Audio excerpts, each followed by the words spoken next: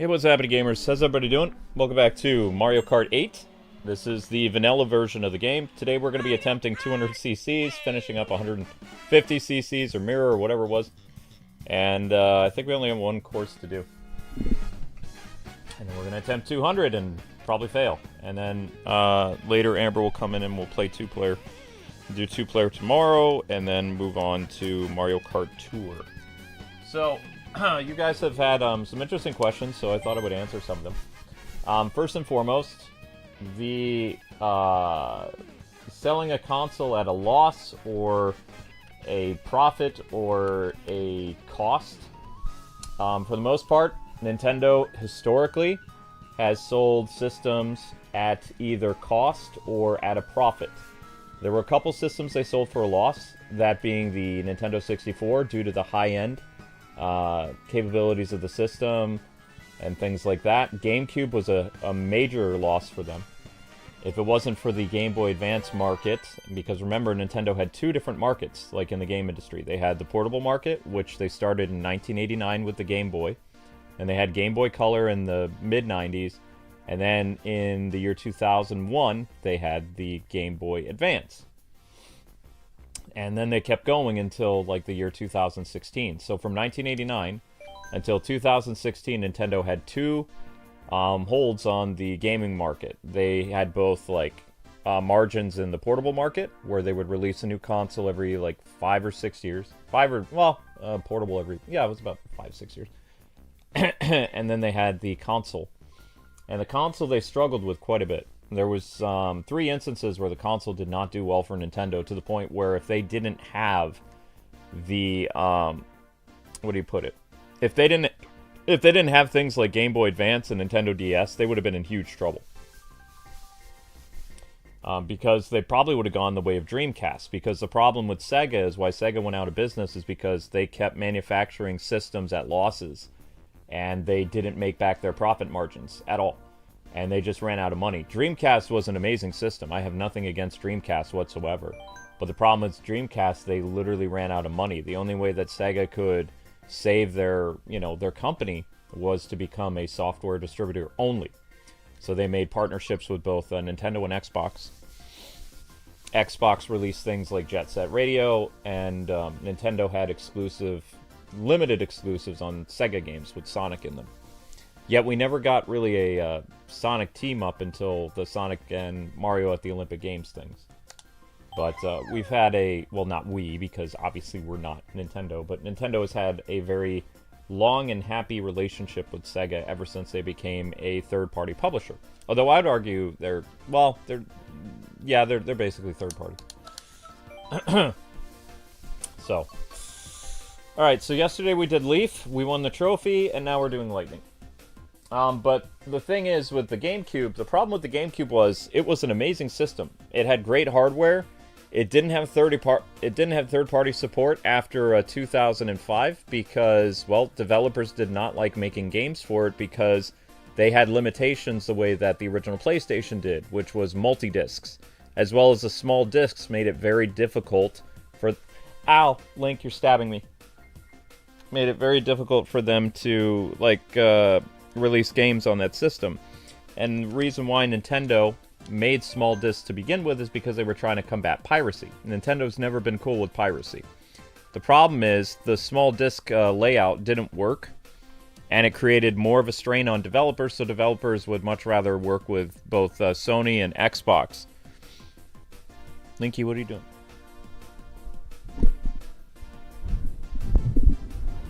That's some type of food you can't eat. You can't have nuts. You can't eat that. Alright. Let's get to this. Lightning.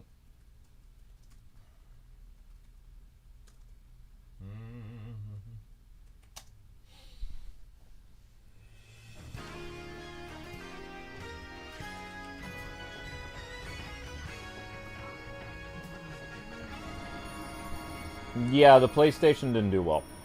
So, all the other systems, as far as I know, when I worked with, marketing and stuff like that, like the PS3, the Xbox 360, the Xbox, all those systems were basically at a loss. And Nintendo, for the most part, has always done either at cost, or if they're very lucky, with using lower-end technology, because the manufacturing costs, you have to remember, it does cost a lot of money to put together a system. So with the Wii was a very cost-effective system, which Nintendo got dragged in the industry a lot for, because it was made with cheap stuff. It did have the motion-like stuff built into it, but in terms of its graphical capabilities, it was essentially two GameCubes strapped together.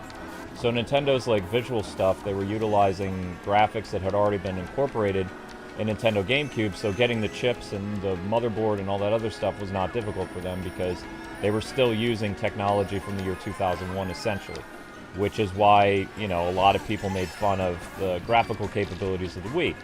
A lot of people wanted Nintendo to do what they did with the GameCube and compete with the likes of PS3 and Xbox, and had Nintendo done that, the Wii would have been a very expensive console, and Nintendo didn't want to do that because they were tired of chasing, you know, the competition of like making a higher-end system, and they opted for, okay, we're just going to use lesser technology but incorporate new ways of playing the game, as they called it, a new experience, which was the motion controls on the Wii. Now, they still were able to make some pretty impressive-looking games on the Wii, but not many. And Nintendo's focus was always on gameplay with the Wii, even though their whole mantra with that system, there was a lot of waggle stuff. Now, with the Wii U, Reggie and company wanted to once again try to compete with people, and the Wii U was their attempt at that while incorporating a new gimmick, which was the Wii U gamepad. Graphically, I would say the Wii U was kind of on par with like the PS3, a little bit. The problem is, it didn't have a very strong third-party support after its third year, and people were very upset with Nintendo because, you know, software sales were not going anywhere.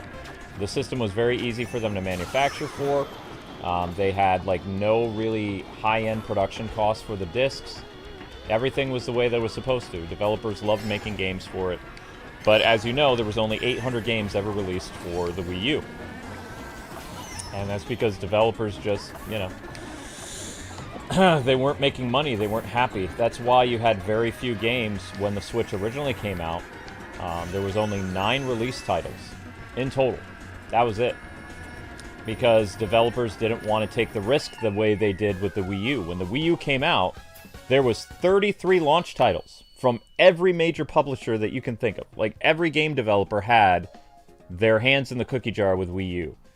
With the Switch, they were very hesitant. They liked the hardware, they liked the idea, but they didn't know how well it was going to go. So very few companies at launch, and within the launch window, provided content for the Switch. So what changed with the Switch? Zelda Breath of the Wild. Zelda Breath of the Wild put, like, Nintendo on the map in terms of, like, you know, developers being like, this is the system to go with. And then we had Skyrim, we had all this other stuff eventually come, as well as, like, lots of mobile ports. If you look at the Switch itself, the Switch has over, I think it's like 11,000 games, and more than half of those are Android mobile ports, which even I've showcased some of them, like that weird night game and all that other stuff. Now, you could argue that this stuff is kind of shovelware and it's not really exciting, but they are mobile games, and there's thousands of them. And what makes it different playing it on the Switch is you don't have to pay the developers to constantly play the game. You pay a one-time fee, and the game has stuff unlocked in the game as you play. Which, case in point, that night game I was playing, I don't remember the name of it, but it was an Android game, and people could easily sink like hundreds of dollars trying to get like swords and weapons and gacha pulls. There's no such thing in the Switch version. The Switch version has taken all the microtransactions out, and it's simply you just playing the game and you get rewards, and then you can go and do the gacha pull based on in-game currency you earn. And there are thousands of mobile games that were ported from Android and I think Facebook and wherever else onto the Switch, where they've taken all of the gacha elements out and instead like give you in-game currency in order to win stuff. Now, there are some mobile games that have been transferred over that have some gacha elements that you have to pay for, but that's very rare. Like, that doesn't happen very often. And, you know, if you are going to play Android games, I would recommend trying to see if they have, like, a Switch version, because you'll save money. You will probably have to wait a while, because most of these, like, Android games that are on the Switch, they're, like, 3 or 4 years old. But, you know, if you're into that kind of stuff, then you can easily go for that. But a lot of you are asking, like, why is the Switch 2 so expensive? Because from what I've heard from people in the industry, the Switch cost about $415 to implement, like, at the manufacturer. So Nintendo selling the system at $449 isn't even really at cost for them. They're basically selling it at a loss across the board. They're hoping that, you know, the pre-order sales and that the system is going to sell a lot. Like, they would need to sell, I think it's like, I heard anywhere between 45 million and 55 million for them to really profit off the system, like during its first year. So, like, there is no way that they can sell the system for what people would like, which is like 300 bucks or something like that, because the technology is just too much. Like, people have begged Nintendo to make a Super Switch for so long, and now you finally have a Super Switch coming out and people still aren't happy because they don't like the price. But there's no way to eat your cake and have it too, unfortunately. Like, if you wanted the type of system to pay like $349 or $310, I mean, they would have to gut that thing tremendously. And what you would lose would be like HDR, you'd lose 4K, you would probably lose the new gimmick, which is the camera thing. I'm trying to remember the name of it. Game Share? Is it Game Share? Maybe it's Game Share, I don't know. But they would have to gut that thing like crazy. And then it just really wouldn't be that much better than the original Switch. So, essentially, if you look at Nintendo where they are now, and compare to where they were 20 years ago, which the GameCube was exactly 20 years ago. Actually, no, it was more than that. It was almost 25 years ago. They're going back to that playbook. They're not using the playbook for the Wii anymore because you don't have Reggie, you don't have Iwata. Miyamoto is not really ahead of the marketing department in Japan anymore. So he's doing like R&D and like some other like executive producer roles for games now. He is still creating games, but not as much as he was like 10 years ago, or even like during the Switch's like lifespan. So his role is changing. He was offered the position to become the Nintendo president, but he turned it down after Iwata passed away. He did serve, I believe, as an interim president for like a few months, he and a couple other people. But he didn't stick around doing that because he doesn't want to do that. Obviously, because, you know, his friend got killed doing it, so why would he go and do that? Miyamoto is, I believe, much older than Iwata was. Iwata was one of the youngest executives in the game industry to die, outside of, like, that one dude that got in a car accident who was 38. It's, you know, it's a very stressful job. It can be. So there's that factor. But the whole thing with Nintendo now that people are having a hard time understanding is it's not the same company that you remember. And that's because you have not only different leadership, but you have different ideas of how to work in the game industry today. Reggie Fils-Aimé was a famous marketing genius. Like, from the early 2000s, every company that Reggie worked at prior to Nintendo, he had the Midas touch. He had this mentality of helping struggling companies, and as a kid, he grew up loving Nintendo, or a teenager. So he always wanted to work for Nintendo. It's in his book. But he talks about, like, how, you know, Nintendo was taking a bath big time because of GameCube. And if you were around back then, in 2005, Nintendo released one of their poorest lineups in 2005. And it, like, the GameCube took a major bath. E3 was a joke. They were almost laughed off the stage. I believe if it wasn't for the Zelda trailer that, you know, they teased, then that's all they had at E3 was, like, Pac-Man and some other stuff that, you know, people weren't excited about. And then they showed off the Zelda game and, like, everybody freaked out. So, like, the 2004, 2005 were kind of rough for the GameCube. GameCube had a very strong start from 2001 until 2000. Wait, was it? Yeah, it was 2001 was GameCube. So 01, 02, 03. 04, I believe they had a Metroid game and some other stuff. But, you know, it wasn't a strong showing for them because Nintendo mostly had first-party games to release because their third-party support was drying up. Also, their exclusives with Capcom and Sega were running out. Like, they had timed exclusives for Resident Evil and Sonic the Hedgehog. They had new IPs like Billy Hatcher with Sega and a couple other stuff. But none of that stuff hit. They had a big falling out with Rareware, because the Star Fox Adventures thing didn't work. And, you know, Retro Studios was a big surprise for them when Metroid Prime did really well.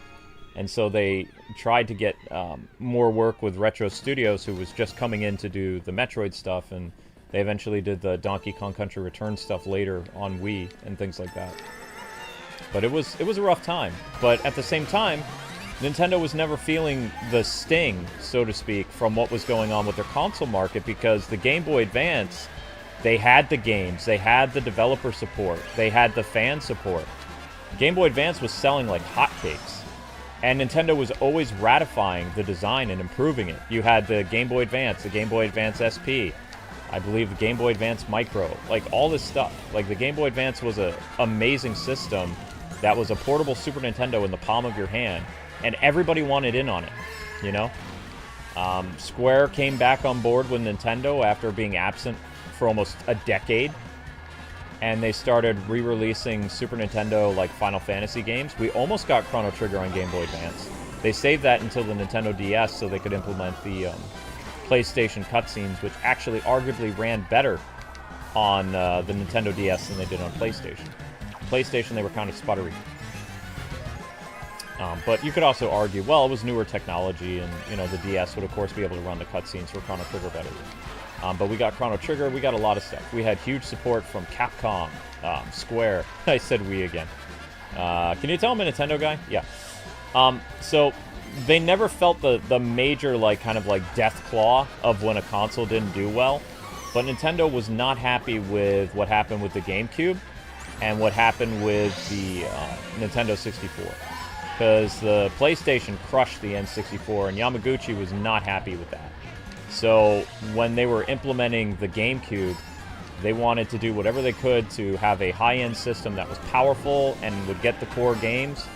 And the GameCube is an amazing system, don't get me wrong. It has a lot of great games on it. The problem was the gimmick with the small discs was just too much of a problem for many game developers, and they had already shied away from the multi-disc platform that the original PlayStation did in 1995. 1997. They were moving away from that, and the PlayStation had way more memory. You know, you could fit like a massive game on one disc. It was cost effective. It was easy to make games for. That's why PlayStation 2 had so many games. More than Xbox, more than GameCube. It was just like the console to make games for. It was a beast. I loved my PS2. I mainly bought it to watch anime and, you know, play RPGs, because I would argue with you, Nintendo GameCube did not have very many RPGs at all. Not that I can remember. I think they had... I can name maybe 10 major RPGs that happened on the GameCube on the palm of my hand. And even that's being generous. Because it just wasn't known as an RPG system. If you wanted to play RPGs, then you needed to get a PlayStation. That's true. If you wanted to play the big, massive, you know... worldwide known RPGs, you needed to buy a PS2. GameCube was not going to be your home for that. You had a couple, you know, grand slams in terms of RPGs. There was some cool stuff, but nowhere near as many as PS2 had. PS2 was the RPG monster. Also, GameCube at one point was going to get Devil May Cry, but they couldn't get it to run on the GameCube because they didn't have enough memory. Capcom said they would have to scale it down tremendously, so that project ended up going to the PS2.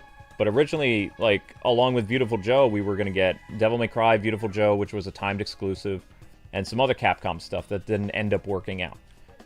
If you remember the GameCube just didn't have the memory. You would have to swap in discs and things like that, and it wasn't going to work for something as high-end as Devil May Cry. I believe Dante made a cameo on the GameCube, but I don't remember. It might have only been Devil May Cry on the Beautiful Joe once it came to PS2. I don't remember. But, you know, Nintendo lost out because they decided to do the small discs because they wanted to stop piracy. Because I've told you guys before, piracy was a big problem in the late 90s, early 2000s across America because of CD burners. So when Nintendo was moving toward a disc-based system and they revealed the GameCube at E3, I think it was E3 2000 is when they first announced the GameCube. I don't remember. I wasn't pressed until 2004, so... But I was on the internet a lot. One way they were going to combat piracy was by having small discs. And, well, that didn't work out well because it put a strain on resources for developers, and it did prevent piracy. People could not burn the small discs because you couldn't really get those discs at, like, say, Radio Shack or Sam Goody or Babbage's or Computer City, any of those places. But if you were going to steal or burn PS2 and Xbox games, all you needed was just a regular CDR. And that was a huge problem because the game industry lost a lot of money, except people had to buy the consoles, of course, but people weren't paying for the games. The games were very expensive, right? So people basically kind of were like, well, you know, because the game's so expensive and I'm renting it, you know, it's kind of like I'm contributing to the game industry. And they really weren't. You know, piracy was a big problem. And eventually, when the PS2, I believe, was in its second or third year, PlayStation revealed a new type of coding on their disc that prevented people, for the most part, of CD burning games.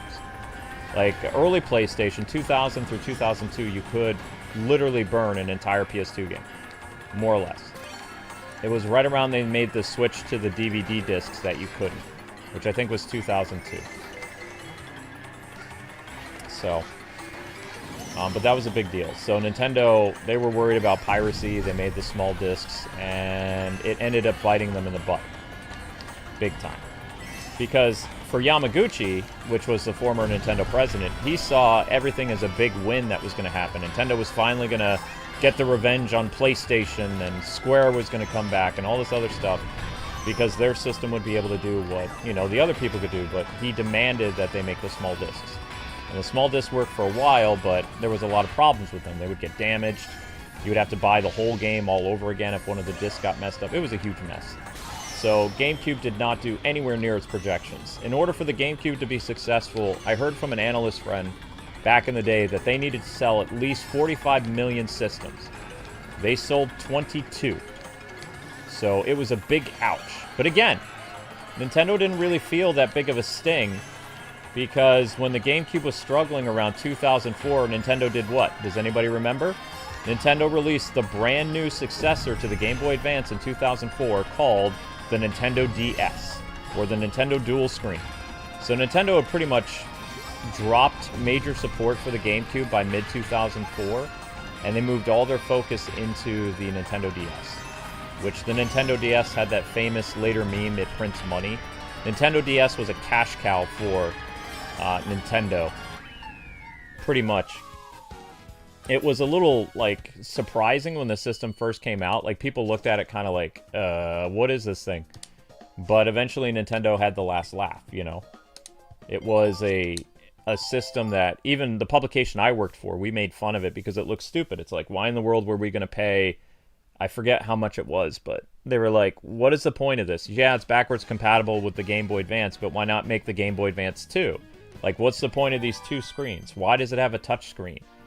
What is the reason for all this? Like, a lot of publications, I think they had the right opinion about it because, I mean, it looked kind of like a Fisher-Price toy, you know? And a lot of us believed, the publication I worked for, when we wrote, I wouldn't say a hit piece, but when we wrote a very unfavorable first impressions of the system until we had hands-on with it, like 3 months later, we thought that it would be a bad system because the hinges would snap off, and you would ruin the screen because of the touch, you know, the pen. Like, moving the pen around on the thing would ruin it. And, you know, nobody had any idea that it had a high-end, like, scratch guard on it. Because, you know, they didn't do a very good job explaining it, that there was only the touch thing on the bottom, which was the most expensive part of the hardware, was the bottom of the 3DS where the touchscreen was. It had a very powerful, like, screen on there and a screen protector, so you wouldn't ruin it from just writing on it. But a lot of us in the game industry back then were kind of like, you know, this is the craziest gimmick Nintendo's done since Virtual Boy. This is going to flop hard. No one cares about Nintendogs. Nobody really wants to play Super Mario 64 again. Who wants to play Mario 64 again? You know?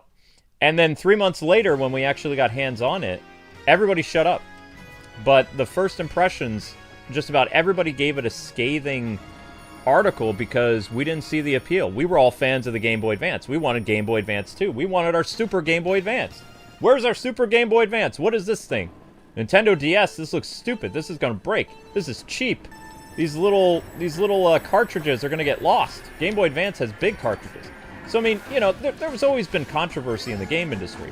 And whenever new technology is introduced, people get kind of skeptical. But Nintendo has always gotten the most ire from people because they're Nintendo. People are expecting Nintendo to always step it up.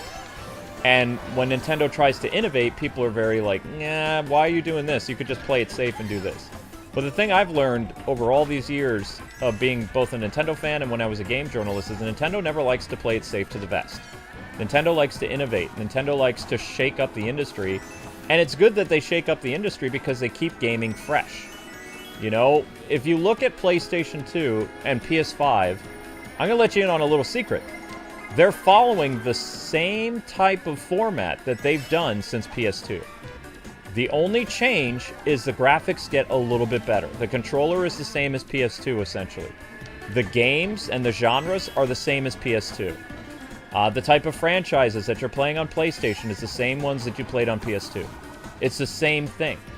Whereas you could make an argument for Nintendo, even though you're playing the same franchise characters you've known since the 80s and 90s, how you experience those games with either motion controls or 3D or whatever is different than just traditional gaming.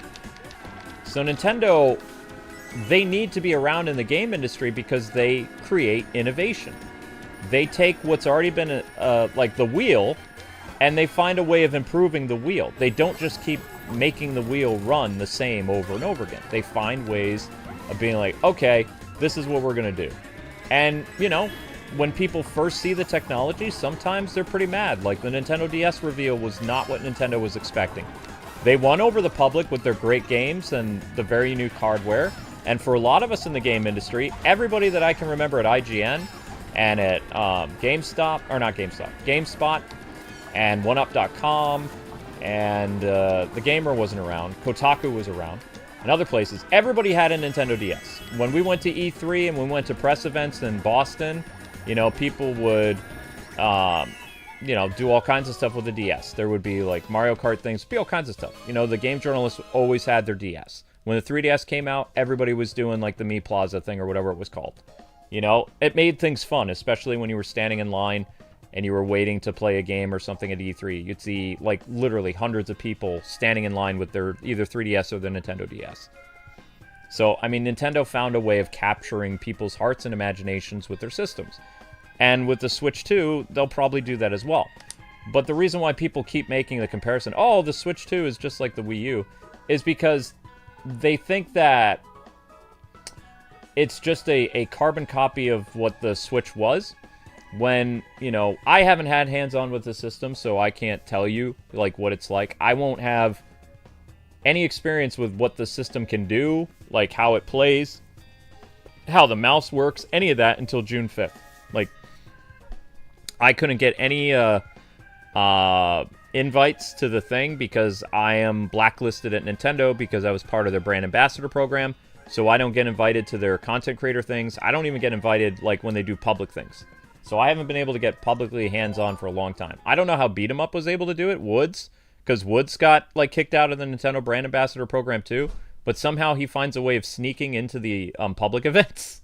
So I'm always jealous of that guy. He's another Pennsylvania content creator. And he's the guy with the really long hair. But he was also part of the brand ambassador program. And he was pretty hurt when Nintendo let him go years ago.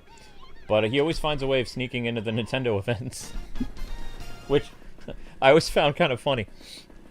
But, you know, he's said some really good things about the system because he's gotten hands-on. But Amber and I have not had hands-on with the system. So I can't tell you, you know, how great it's going to be or how HDR works or any of that stuff.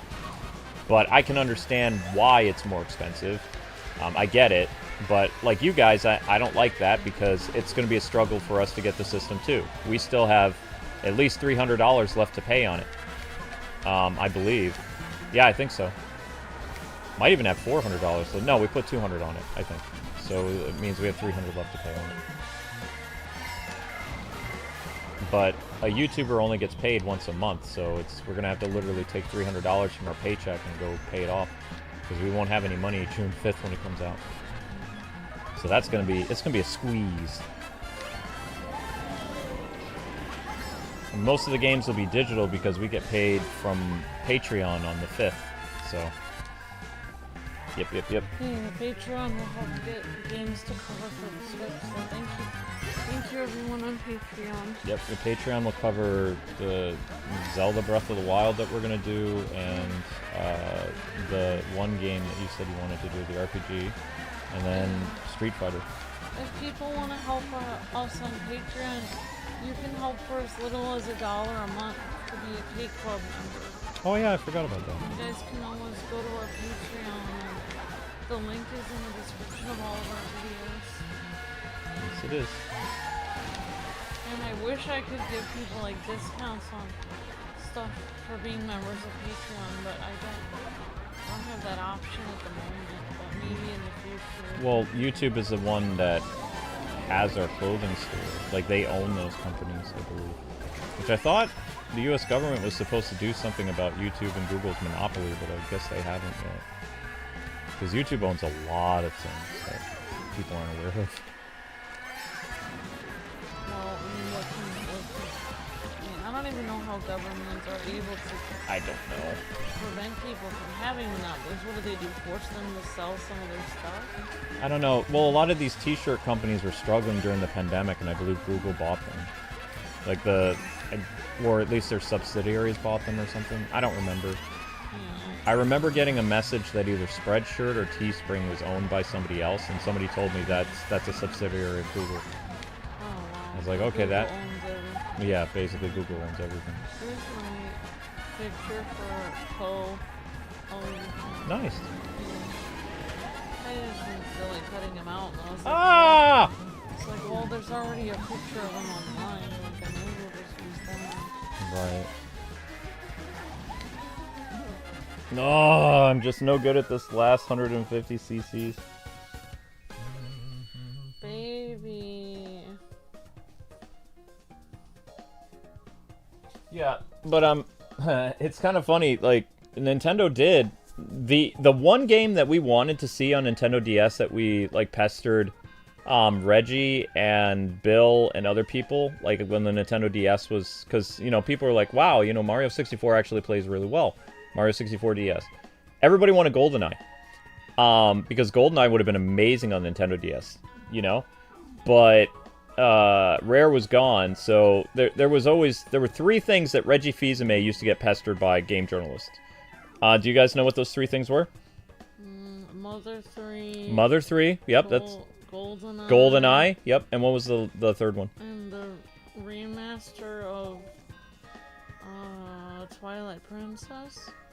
Okay, never mind. I think it was Star Fox.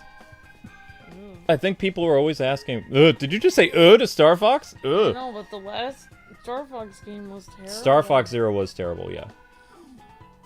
Yeah, but those were the three things that Reggie was always pestered about. GoldenEye, Mother 3, and Star Fox. Yeah. Yep. Well. Yep.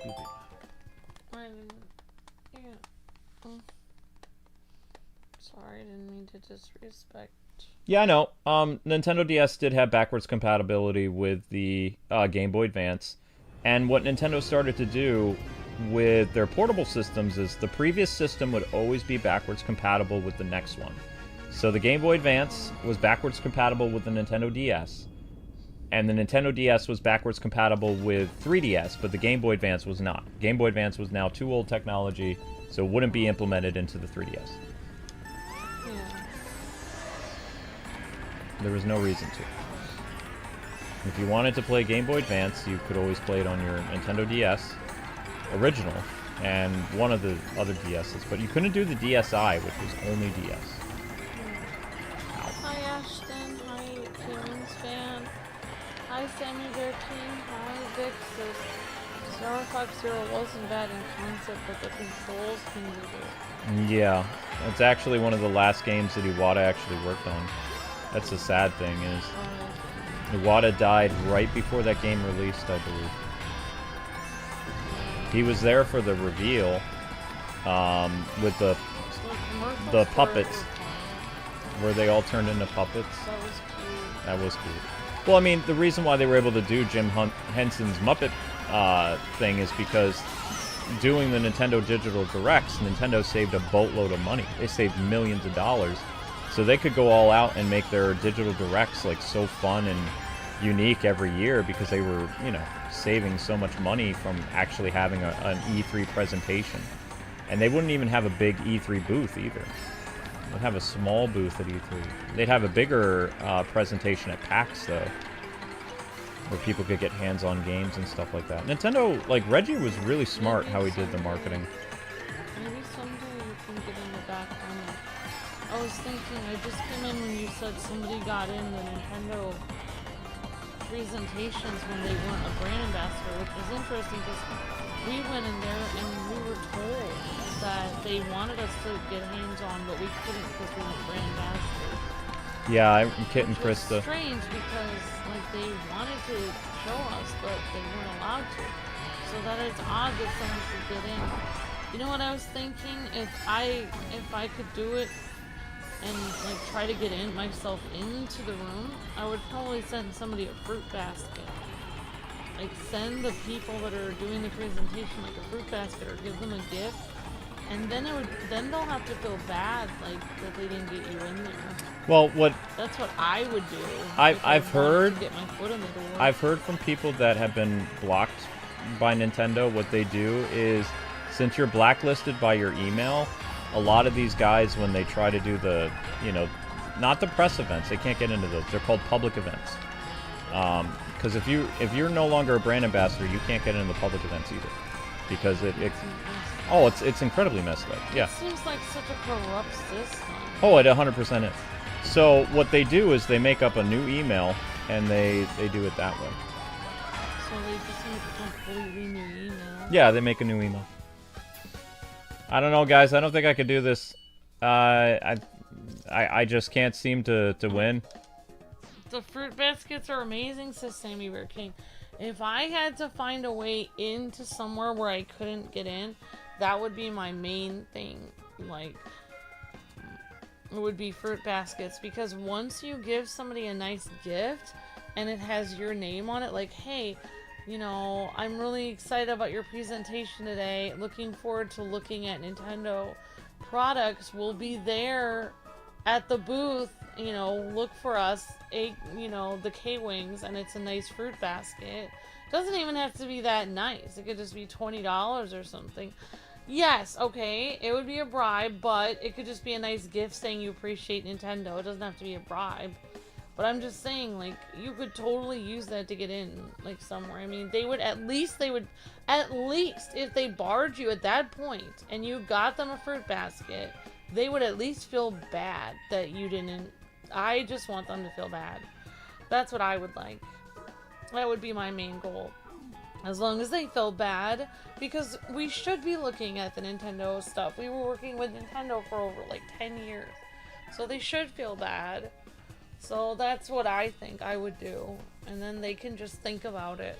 At least our name would be there. And, you know, they would just they would have to think about the fact that they'd be eating that fruit at their they would have to think about every piece of fruit they were eating at their booth and think like, wow, the Kwings are so nice for giving us this fruit. And then when they're like, sorry, you're not on the list. And then it'd be like, well, I hope you enjoy your fruit. I hope you think about it. Yep.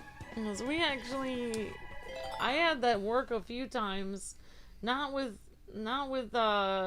people at the industry. That never worked. We did get somebody a fruit basket after they were really nice to us and helped us get, gave us a nice plane ticket to go see Skylander event. We did give them a fruit basket afterwards, so we didn't actually bribe our way in. But there was a family members that weren't like, oh, I haven't seen you in 10 years. I don't really want you to, I don't know if you could, come to Christmas. And Luke had been asking about going to Christmas for 5 years, and they kept saying they didn't want me to go. So we sent them a nice fruit basket, and then when we showed up, they were like, oh, hi. So I'm telling you, if you ever have problems getting into something, I think sending fruit is a great idea. Well, I mean, fruit basket is an old, tried and true method. Because at least they have to think about it. They remember your name. Yeah, I'm sorry, I didn't mean to interrupt. Even though Maker Studios and Machinima were both really bad to us, we did get them a fruit basket like every once in a while. At least they could remember us, and then they can't. You know, I kind of learned that trick. I kind of learned that trick because I used to work with a lot of. I worked at the bank and also at the insurance agency, and when I worked at the bank in this ritzy area, there was a lady who always needed special forms and stuff, and the ladies at the bank were always really mean to her, and they were like, why does she need all this stuff for her business? I don't want to fill these forms out. They were really angry with her all the time, and so I noticed something interesting, like, that she sent them a fruit basket, because they were being jerks to her. They didn't want to work with her, but they, that wasn't her fault. Like, she needed them to do all these forms for her business. So she sent them a fruit basket, and I remember hearing the ladies like eating the fruit, and then they were like, "Now I feel bad," and they're like, "Well, I guess she isn't so bad," and they're like, "I'll be happy to work with her next time." So I thought about that my whole life, and I thought that's interesting. It completely changed. They hated working with this business, and then because they sent them a fruit basket, it completely changed. The bank ladies, their perspective completely changed because they were eating the fruit. So I'm telling you guys, it works. It does have its moments. We might have to try it at some point. Yeah, but anyway, getting back to my point. So, pretty much if you're banned as a Nintendo brand ambassador, like, they prevent you from going to public events. Because they approve people based on email. So, how this one content creator, I've heard how he's able to do it, and I don't know if Woods does the same thing or not. But this one other guy who was very outspoken and got kicked out of the program, almost got sued. He changed his email, and he always ends up going into events like in California and the Seattle area. Like, he always gets into them, not the press events, not the influencer, the public events. Yeah, we should have signed up for the New York City hands-on thing, but we were so busy. I did sign up. I signed up using our email. So, wow. Yeah. So we're gonna have to make like another email then. Yep, we're gonna have to make like a email based on our real name or something, or something else that's not tied to our business. Because actually, maybe even our real name is taboo, so we'll have to come up with something else.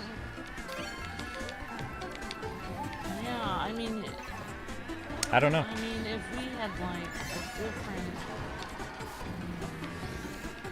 you could make another YouTube channel. No, I wouldn't do it based on a YouTube channel, just for the public thing. I'd probably go by my middle name. I think if we went by our middle names, we'd probably get in.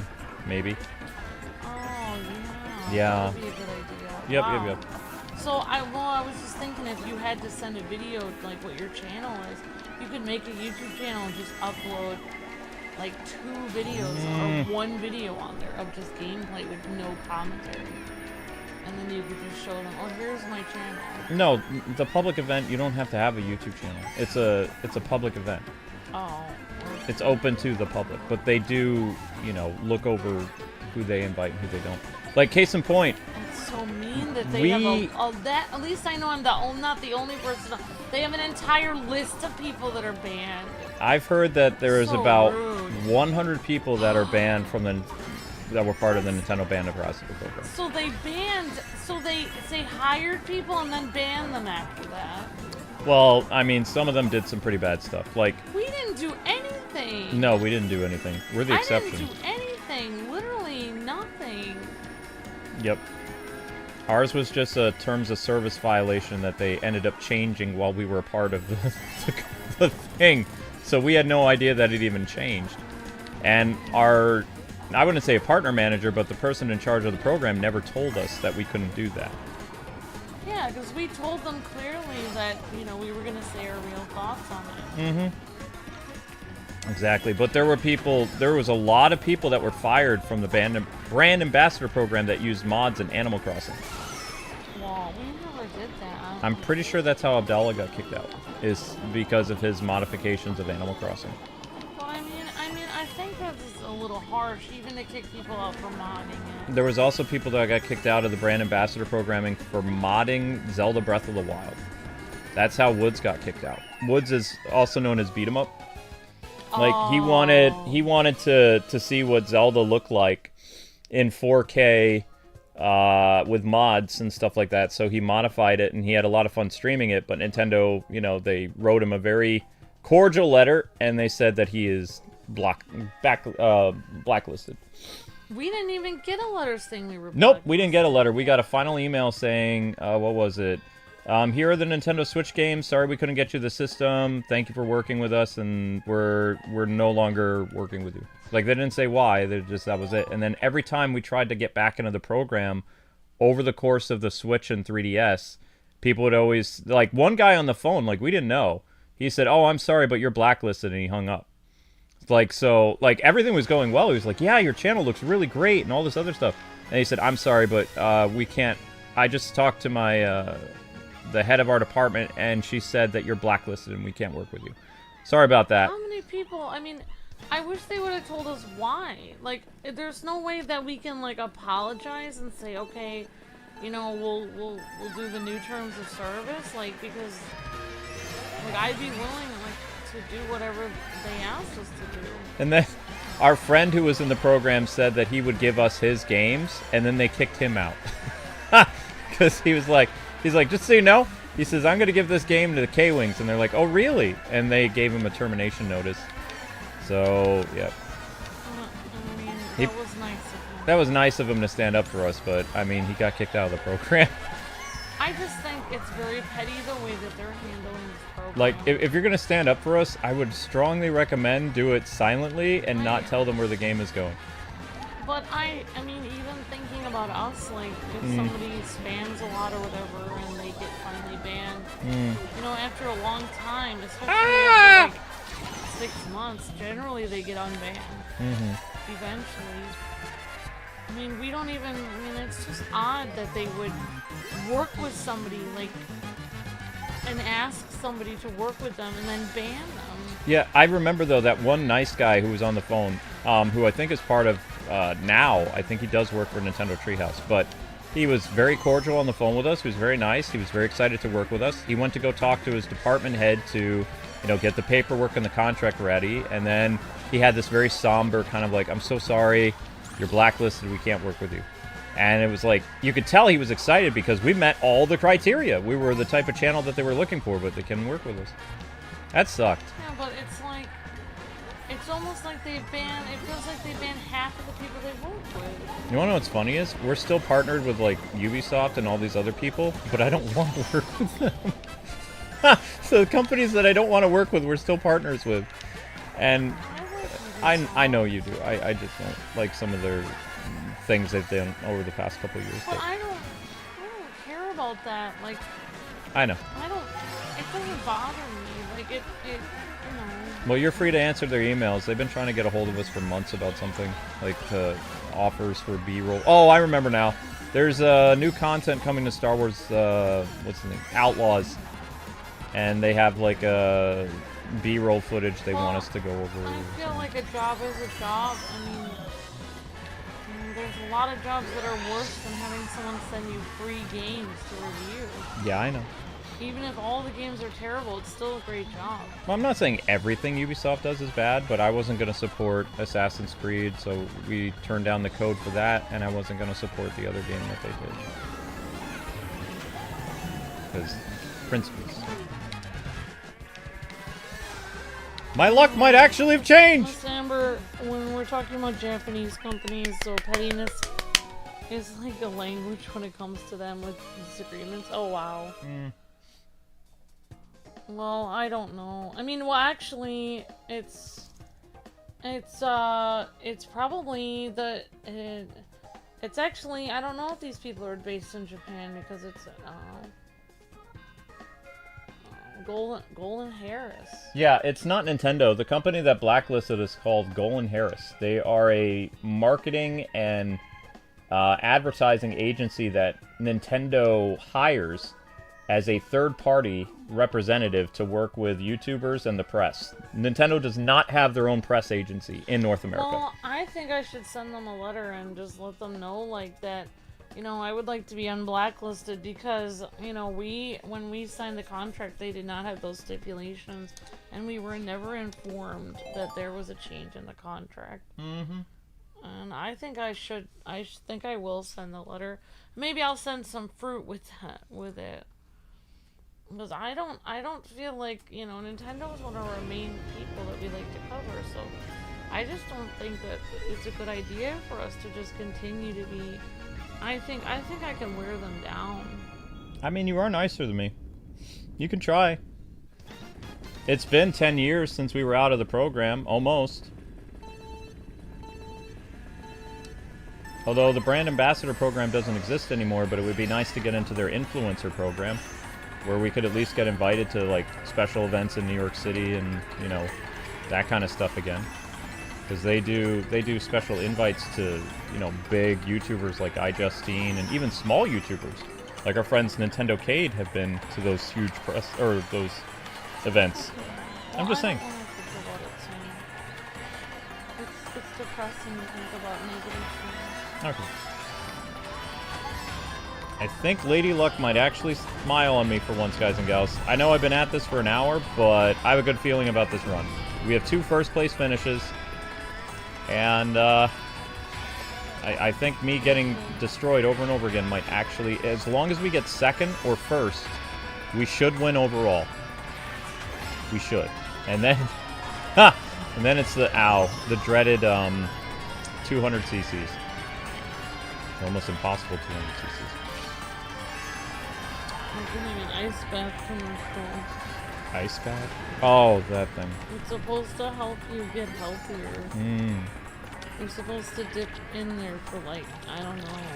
So somebody was asking us, why does your dishwasher take 3 hours to do the dishes? Because our dishwasher is from the year 2008. It is 2 years after we got married. It is a brand that most of the appliances in this house, when we got the apartment, they told us the appliances were anywhere between 10 to 15 years old. It's part of the reason why the cost was so low to the apartment.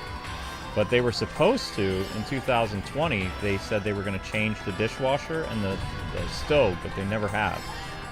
So, I don't know if that was under old management or what, because the dishwasher literally takes forever. But some of you guys in the comments were saying, well, my dishwasher only takes an hour. Probably because you have a dishwasher that's, like, you know, less than 10 years old. We don't own our own dishwasher because we don't. Yeah.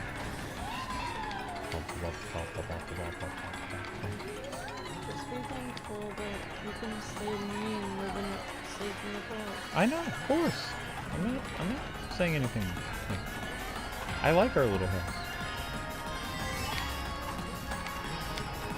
Oh my gosh, we might actually pull this off. How long have we been married, Brandon? A long time. Not said in a bad way. I think it will be 19 years in June. So almost 20 years. Amber is adorable and sweet lady. Yes, she is. What? Oh, that's very sweet. Thank you, Ashton. Wait, I'm the one who said it. Oh, wait, I read it. But I would have come up with it. I've never heard you say that to me. I call you lots of adorable things.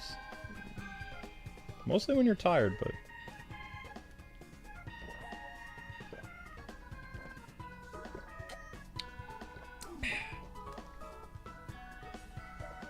Almost as long as you've been alive. Wow.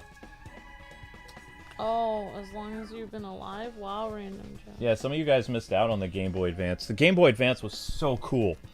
Like, it was a portable Super Nintendo in the palm of your hand. Use every item you need to win. Don't hold back, says Zoe. We got it this time. Even if I get 4th place, I win overall. I think. Well, I'm looking for... My brother said that he likes Elder Scrolls. So I guess I'm looking forward to it. video to me. We have to sell all our wares, though, because we have our characters overloaded. And in those RPGs, if you're overloaded, you can't move around because, you know, you have too much weight on you. And you need to be able to, you know, get rid of excess weight that you're carrying so you can fight and walk. And if you can't, I mean, then you'll be easy prey to goblins and trolls and demons and zombies. Well, may I cook some a little bit while you're doing it? What do you want to cook with it? I need to cook my asparagus salad that I was gonna make. Okay. And I need to cook your stuffing, and I need to make the salad. Okay. Oh, shoot. That's 3 items. Give me some money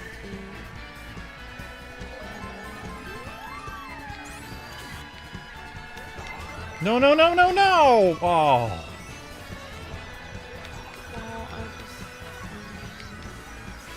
Fine, baby doll. See, I always get the date. I can remember the Nintendo DS release date so clearly because I was press when that came out. And I remember how bummed everybody was over GameCube releases were very just kind of meh. PlayStation had an amazing 2003, 2004, and 2005 of games. But GameCube did not. GameCube struggled quite a bit. You know, I'm just gonna send a letter and tell them that I think there was an error.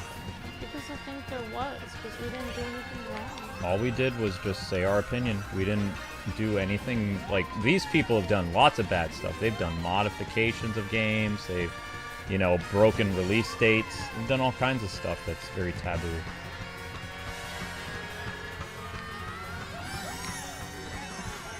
I didn't make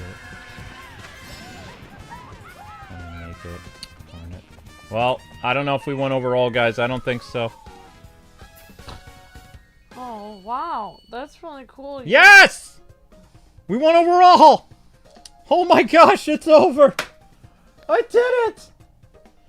Oh. Do you know how long that took? It took almost the entirety of the stream to finally finish. This is just Mirror. I haven't even gotten to 200 yet. This is Mirror. Oh, if you guys need me, I'm in Japan. I could always call the reps for Nintendo for use those movies with Josh. They don't... Josh, they... That's very kind of you. Golan Harris is their marketing agency in America. Yeah, we're actually... I don't think Nintendo Japan has a problem with those. Nintendo Japan doesn't like YouTubers in general, though. They don't... The reason why they don't like YouTubers... They've been very clear about this in Famitsu. They don't like YouTubers because they don't like people profiting off their games. And they don't see YouTubers as free advertisement. They see them playing their games and earning money off of them. Which is why, you know, I think it was like, what, 2018 through 2000... No, 2016 through 2018, they tried to take YouTubers half their income by doing the Nintendo Creator Program. Because they didn't like the idea of content creators playing Nintendo games. So, if people weren't whitelisted already, they ended up paying. I kind of wish we had never been in that program. I think it would have been better if we just worked correctly with Nintendo instead of joining the brand ambassador program. But we were pressed. They moved us over to the brand ambassador program. I remember that phone call. Like, we were already, like, working with them as press. Yeah. And they said, well... Our agreement with you isn't really going to change, but the title of your, you know, work with us, you're now a brand ambassador, and, you know, we still recognize you as press, but now, like, we're throwing everybody under the brand ambassador thing. And it's like... I doubt they put IGN in the brand ambassador program. No, I don't think so. So then they lied. Right. So, because we were a small publication of just 2 people with a YouTube channel, Well, next time if that happens again... We'll just tell them we don't want to be in the brand ambassador program because that's demeaning and I don't want to be there. They actually have. They do stuff with press again, but the requirements is you have to have a website. Well, I think we should do that. I agree. I can't believe we did it. I'm so excited. Well done, Cicely. Yep, now I'm going to get my butt kicked by 200 cc's. This is great. I'm excited. This is the only day I'm attempting 200 CCs. Then tomorrow, Amber and I are playing 2-player. Back at 50 CCs. Oh, I'm excited for the Oblivion stream too. It'll be fun. I'm almost ready to bring back the finale of Xenoblade. I'm at level 58 now. Level 58. Anyway, guys, we need you to watch the shorts if you haven't already. It really helps out a lot.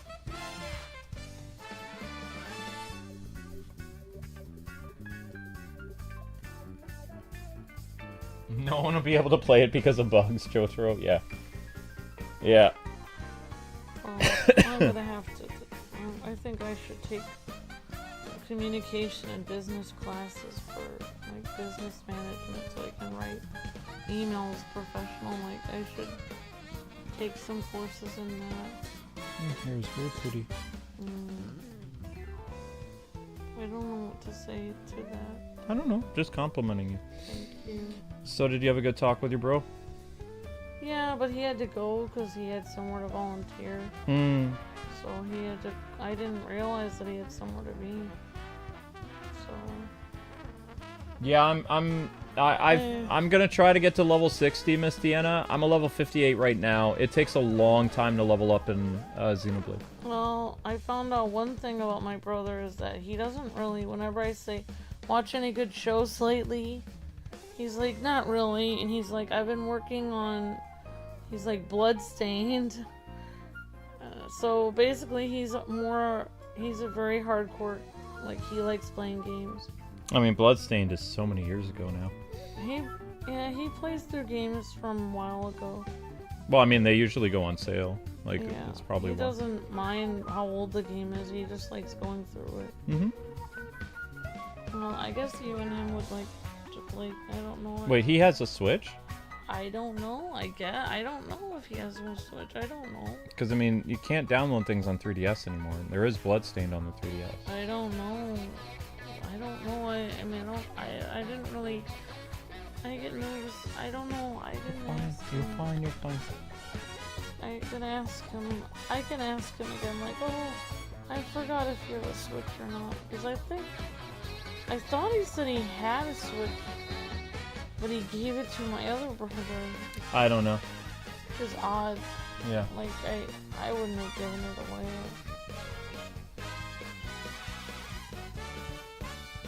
Yeah, I'm trying, Miss Deanna. It's just like, you know, there'll be one final stream of Xenoblade, but I'm not ready yet because I need to be able to beat that final boss so I can close the door on that. So it'll come back as a mystery stream sometime this month. I don't know when, though. Sometime.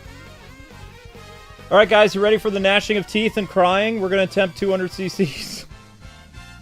This is going to be so bad. We're going to go to 200 CCs where there's... I'm not gonna be able to do it. I'd be lucky if I get bronze. I'm not gonna get gold. I don't even think I should shoot for gold because I don't see it happening. Without the DLC carts, you can't do it. I barely got first. Barely. And this is from somebody who's not very good at Mario Kart. I was able to beat Mirror Cup and Mario Kart 8. Not Deluxe, this is just Mario Kart 8. But I'm still using carts that you quote-unquote unlock as you play. I'm not using any of the paid-for DLC because we can't get the DLC. We already paid for the DLC, but the system doesn't recognize that we paid for the DLC, so it's all gone. Sorry. I know, it's super annoying. Yep, 200 CCs, the hardest difficulty in the game. It's time to cry. Man tears. But anyway, you guys can take the sting away from that by watching the YouTube shorts. Have that run in the background. There will be tears. There will be whining and tears, probably. I don't know. We'll see. I don't want to make any promises. I don't want to do this. I don't want to do this. Crazy fast. Braking is crucial. Oh, gosh. Why does it say braking is crucial? Because you're going to fall off the cliff. Apparently there's a super fast mode on Disney Speedstorm. People were asking me to try that mode. Have I got seatbelts? Are you ready for ludicrous speed? So 200 cc's is ludicrous? I don't know. I'm gonna be a baby. Ah, the clouds! I remember those. Alright. Maybe I should add a little bit more weight to my car. Let's bring in Daisy. She's on the thumbnail. Daisy! Here we go! Oh no! Soul-crushing hype. You guys are mean. Oh, this explains why people were mad at me when I would do 200 cc's for community streams. I really can't tell the difference because I'm bad at all the speeds, so I couldn't actually tell there was anything wrong. Oh, there will be something wrong. Here we go, 200 cc's. This is an attempt. This is just an attempt. Nothing good is going to come from this. But, you know, even though we can barely afford the Switch 2, I'm excited. I think it's going to be a great system. I don't think that all the people's belly achings that it's the Wii U. You know, a lot of these people calling it a Wii U, they weren't born during the GameCube era. Like, they didn't live it. They didn't even live the N64 era. You know? Yeah, they were all born yesterday. And essentially, the Wii U was everything that they wanted the Wii to be. It was a Super Wii. It's just it had a stupid name. Whoa, I'm all over the place! Whoa! Whoa! Whoa, whoa, whoa, whoa, whoa! What is happening right now? Oh, you're playing a Sonic game. I'm zipping. Uh-oh. No, use the thing! Ah! I have the need for speed! I can't control my car. I'm zipping all over. If there was, like, if there were holes and stuff, I would fall off right now. Because I can barely stay on the road. I'm all over the place! I'm zipping in love! Oh my gosh. No! Oh my gosh. And all the items I picked up are gone. Whoa!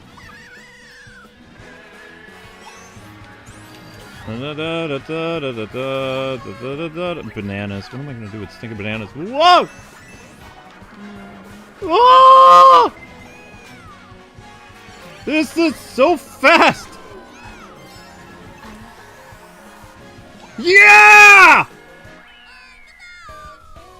Wow, you got first. Unbelievable. Mason, didn't you just already do super chats? Oh! Holy crap! Oh my gosh!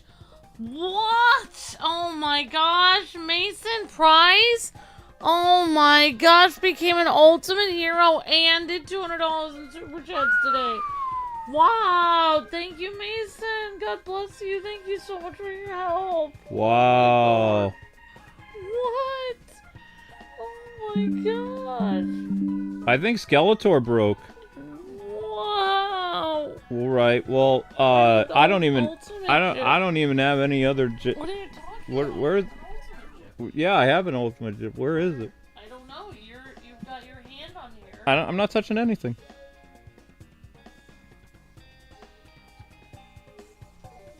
There's something that says Ubisoft. There's... Alright. Thank you very much, Mason, for becoming an ultimate. Part of the few, the proud, the VIPs of the channel that keep the lights on. Pretty much. Let us know what stream you want to see this month. And we'll take care of it. Thank you, Mason. You're breathtaking. Wow, Skeletor is like napping.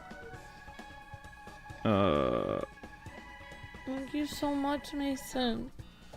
Oh, it's very kind of you. Wow, that's unbelievable. Well, there we go. We have regular Skeletor, but not membership Skeletor. He was supposed to say stuff, but he was busy, I guess. It came at a busy time for Skeletor. Thank you for all the kind words earlier. What, I have to get a haircut now? I mean, Amber said she could cut my hair whenever she wants. Whatever you want. I don't know why you always... I was just reading the chat. I don't care. I don't understand why I owe so much to you guys. That's very kind of you, Mason. That's very sweet of you, Mason. Thank you. Well, let us know what game you would like to see. We have lots of games. Maybe there's something you want to see on the channel like this month. Or next month. We have a lot to our viewers. We're grateful. We would be nowhere without our viewers.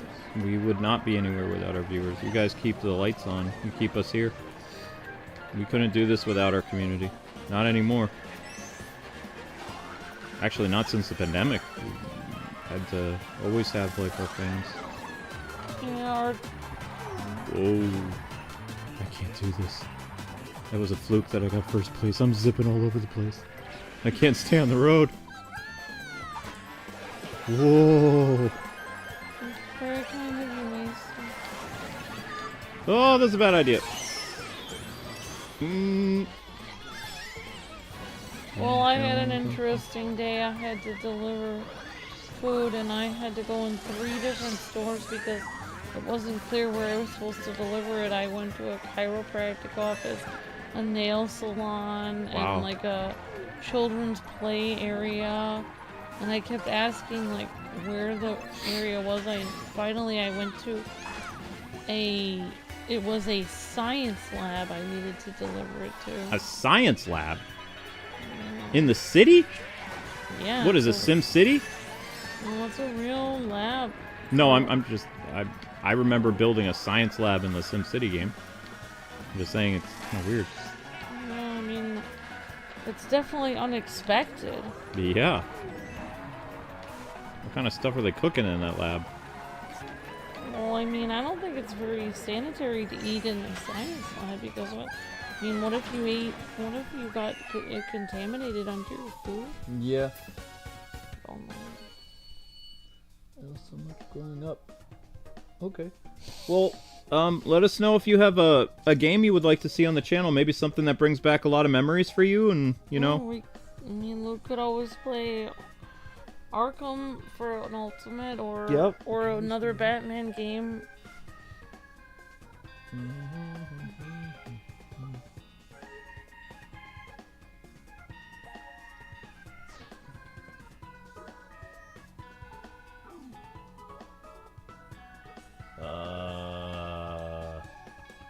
Thanks for that. I'll just go check it out. That's not the nicest thing to say to somebody. Okay. Huh.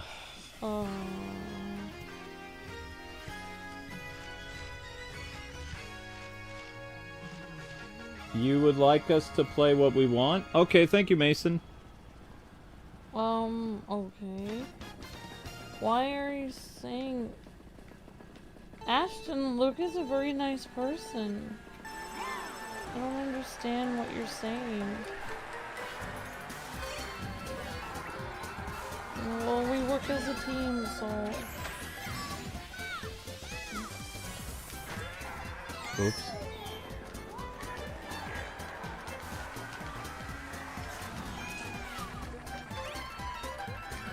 I'm like zipping all over the place. This is very difficult.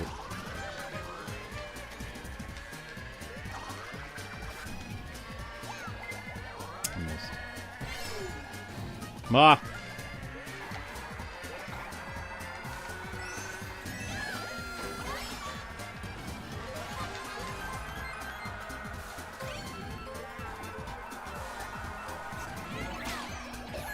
Yeah, well, I don't know if Luke's gonna be able to get a haircut because his family is coming soon, and I don't know if we'll have time because I'm gonna be trying to scramble to clean the house before his family gets here, so I don't know if I'll have time to haircut him. I don't know, guys. But yeah, eventually we'll probably get a haircut. Unless he wants to go for the Michael Bolton look. Whatever you want, sweetie. It doesn't matter to me.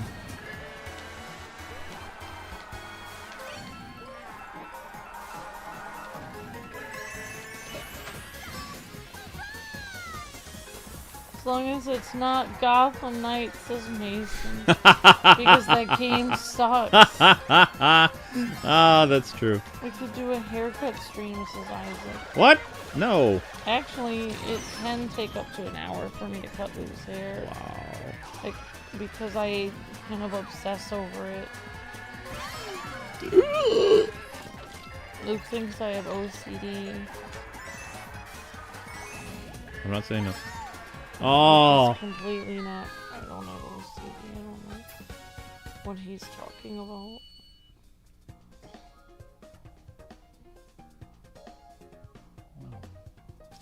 Huh? It just came out of nowhere. What? Nothing. You want me to read? No, somebody already raised it. I'm just saying it came out of nowhere. Yeah, Luke he's an amazing person and he's very sweet and kind.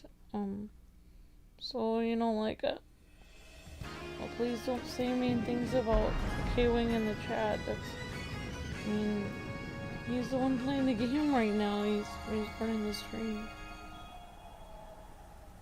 Oh, I forgot. Is the volume really loud? Can you guys hear us?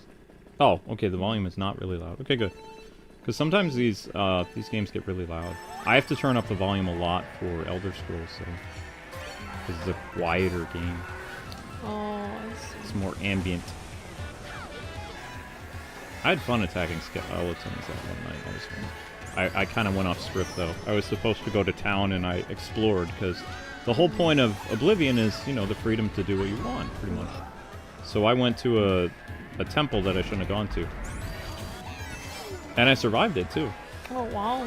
Yeah, but the problem is, my character's overloaded with stuff. And we need to dump Sir Ugly's stuff. That's his name. His name is Sir Ugly. No, he's not a Sir yet, so it's just Ugly. Oh, wow. I tried to make a female, but she didn't look very good, so I was Well, just like... I can understand. It was probably hard to make the character model. I mean, there was no distinction between a guy and a girl, pretty much. She had little lumps over, like, you know, the dude, but that was about it. It was like, no. She was like Banana Guard.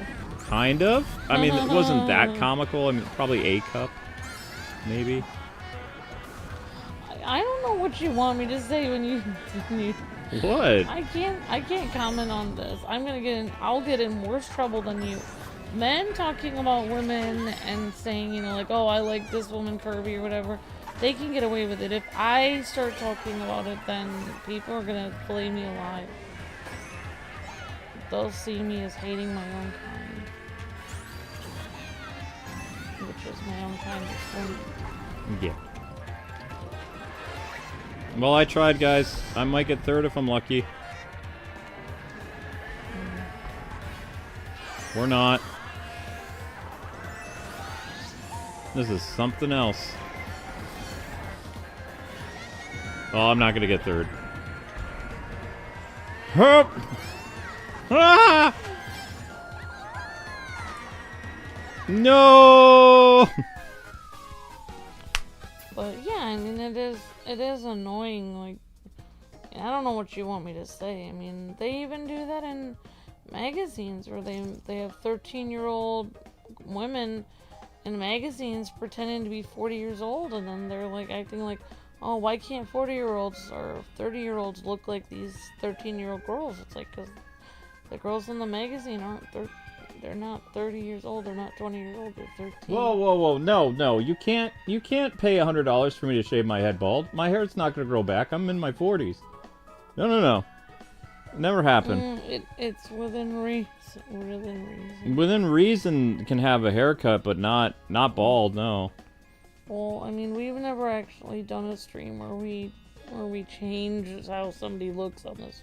It's usually just related to gaming. Yeah, it's just a gaming stream. I don't really like being on camera anyway, and also, I'd be nervous with sharp objects near my head, because Amber might get nervous, or, you know... Yeah, imagine me accidentally sending Luke to the hospital on the stream. Yeah, already I'm thinking this is a bad idea. So, no. Looks like I've been nicked by you before. No, I've never been nicked by you. I still have that fear of dread from when I was a little kid and that dude buzzed my ear. Sorry, honey. Well, I mean, he told an ADD kid to sit still. Kind of on him. That was his first problem. That was his first mistake, yes. Also, he spoke French, I think. Oh, wow. It was in New York. It was like right in the outskirts of New York City. There's that cheap barber place on the highway. I'm trying to figure out. Huh? I don't know. I'm gonna try to rebrand my channel for making an adventure channel. Where I show, like, stuff around Pennsylvania. What did I... Then eventually I'll be able to do, like, a roaming... Oh! We didn't place at all! Wow! Oops. Ooh.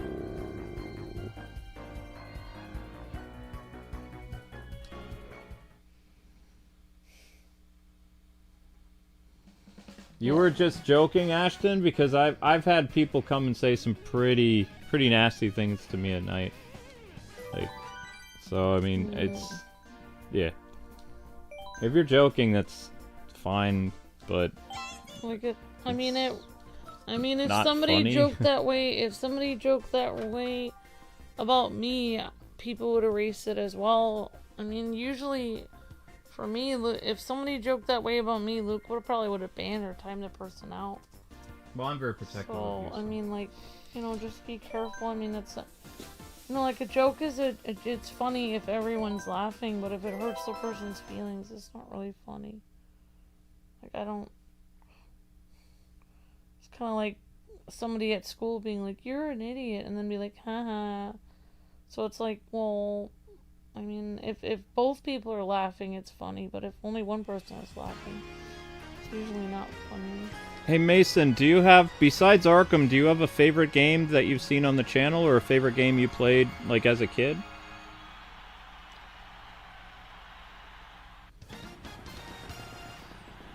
Hmm.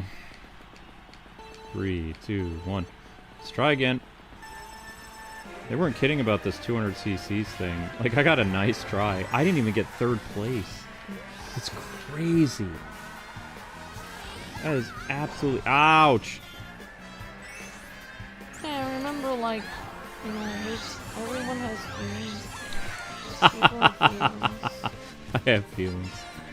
It was like, a lot of people used to say mean things about me in the chat, and then I would find them out and they'd be surprised because they were used to saying mean things about me in the comment section, but I'm seeing it live. So I'm not gonna let people just randomly say mean things to me. Right.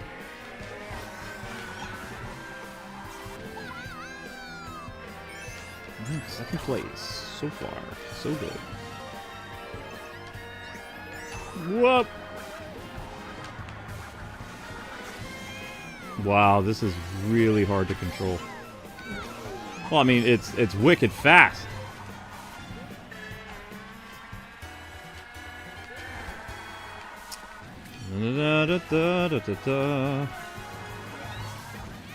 Here we go. I can't believe I'm attempting this with Daisy. If I was the baby characters, though, I'd be sliding all over the place because I'm so light. I think Daisy is a pretty good balance. Not the blue shell at the end of the race! Ah! No! No! I had it in the bag!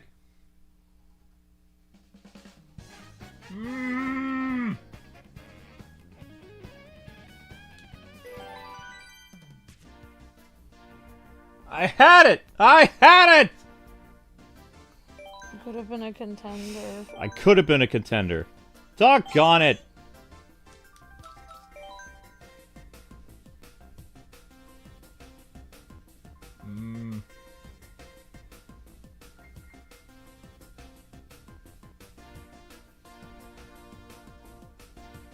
Curse of the Blue Shell returns.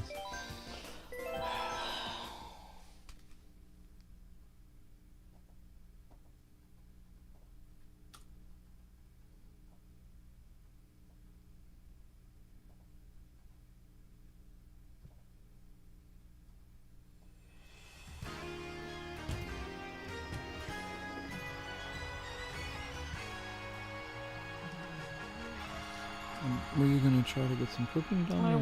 I don't know. Okay. I just don't know. Okay, don't worry about it. I don't know what I'm doing, honey. I was gonna do it after this. But Oh yeah, sure. I don't know what you want. Nothing. I want to win the race. That's what I want. I'm a little bit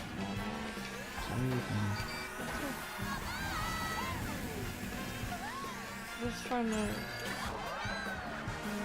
can get. Yeah, I mean, I like cooking.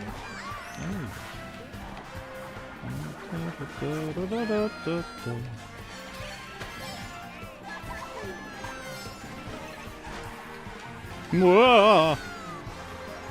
The further I get, the more likely they use the blue shell. It was right at the end, though. It was right at the end. I raced my hardest, and it wasn't good enough!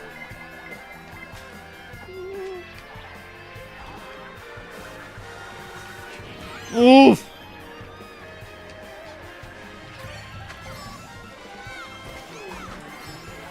Oh, it's on now. Come on! Yeah. You want to get nuts? Let's get nuts! I'm moving so much.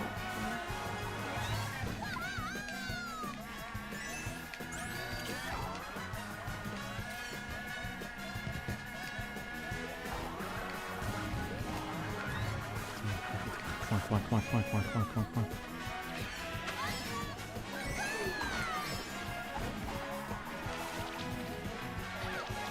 Yes! That's one!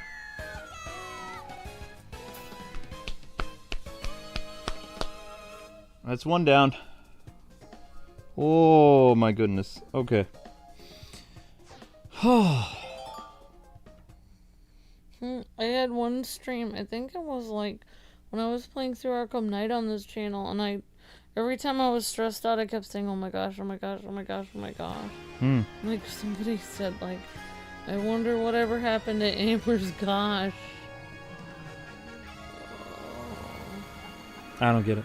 I don't know. They were just making fun of the fact that I was saying, oh my gosh, too much.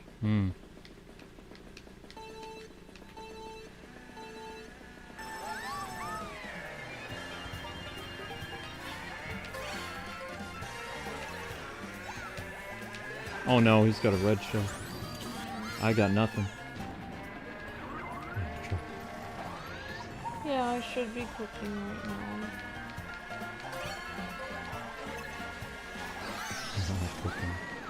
What? Nothing. It's a phrase now. What is what's Cooking. Cooking is a phrase. Why? I don't know, it just is. What's It means something different now. It just means cooking food. No, it's slang now. Cooking is slang? Give me a break. It is. For what? It has different meanings now. Well, I think of it as meaning cooking food. Maybe people are making slang out of it because they don't know how to cook. That's what I think. I think everybody, they just order food and then like, oh, cooking, it's like something people did in the 1900s. It's like, it's called cooking your food because you need to learn how to cook. They probably make slang out of it because they think that nobody cooks food anymore. Oh my god, yeah. What? It's true. Oof.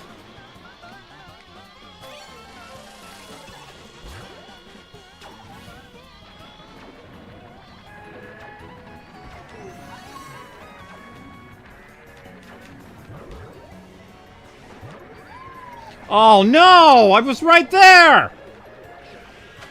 What's next? People are gonna be like, oh, you know, there's slang for walk in the park. It's like, oh, nobody ever walks in the park anymore. It's like, well, if you were smart, you would take a walk in a park. Like, it's when did cooking become slang? Words for Gen X and Z, that's weird. I think it's a Gen Alpha and Beta thing now, actually. They call it let them cook, or wait, he's cooking, we're cooked, which basically, okay, Kwing does Gen Alpha and B. I don't wanna know. So, we're cooked means we're screwed. Is the 80s and 90s equivalent to screwed.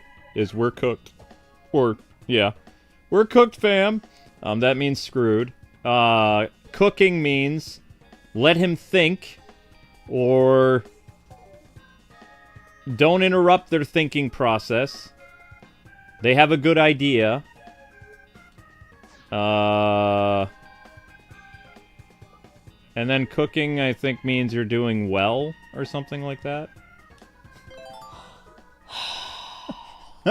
I think that's what it is. I don't want it. Do we have any alphas and betas generations in the chat, There's or is it all beta generation now? Yeah, I think yeah. There's it reset after Generation Z, so it's now like they have Generation A and B. Yep. I don't know. When were the people born in Generation B? Don't know. Yesterday? Generation B is the 2015. Oh my god. Generation A is 2009, I think. And they're only like 15 years old. How can they be a generation? Wait, hang on. No, maybe it's 2000 is Generation A. Or I don't know. You'd have to look it up. I don't know. I don't know. It's okay. I could look it up, but then... I think most people in Generation Z are in their 20s now. What's Generation Z? Generation Z are people that were born after 9/11, I believe.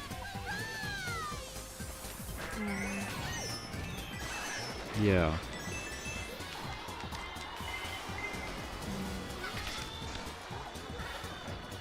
Like, I believe they cut off the millennials. Millennials is 1980 until... Haha, yeah, right. No. What are they? I'm not... Ah! No, they can't keep changing the date. What do they do now? Oh, millennial, Generation X is like 1965 to like 1985 or something. I'm not... They used to be. I'm not doing this thing where the 80s kids are millennials. The 80s kids are not millennials. No. Oh my gosh. I don't even think of 90s kids as millennials. I don't know. If you were born in the 80s, you cannot be a millennial, but that's crazy. In fact, I've already seen people like, as long as you were born before 1985, you're Generation X. I couldn't do it. I tried. I tried! It wasn't good enough! Oh! Here we go again. Don't give up. I'll try. Although, I don't think trying is really working out well. Huh. Do or do not, there's no. No, but Elden Ring is a lot of fun.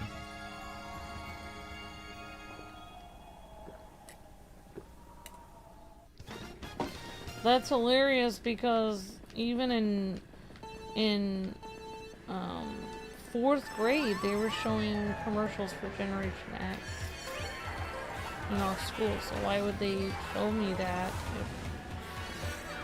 if they're gonna change it years later? I don't know. You can't change. You can't after a whole generation is past 30. You can't randomly change the date. You're like, oh, now you count as millennials now. It's like, well, for 30 years I was Generation X. Randomly now you change the date after I already grew up? No, that's not happening. Amber's like, you've chosen death. You can't suddenly change and call people that were born in the 80s millennials. The whole point of millennials is people that are like basically kids during the millennium. And we were not kids during the millennium, we were grown adults, 18 years old. Yeah. So we were not children during the millennium. I was older. I was 19. And we were already grown adults. Yeah. The millennial came when we were adults. So that is not accurate. No! Why? They're only doing that because... Who's they? I don't know who it is who keeps changing it, but I think they're doing it because, you know, they don't... I don't know. It's like I feel like the stereotypes of millennials not knowing anything. They wanna group 80s kids into that, and that we are not them. Bananas? Why bananas?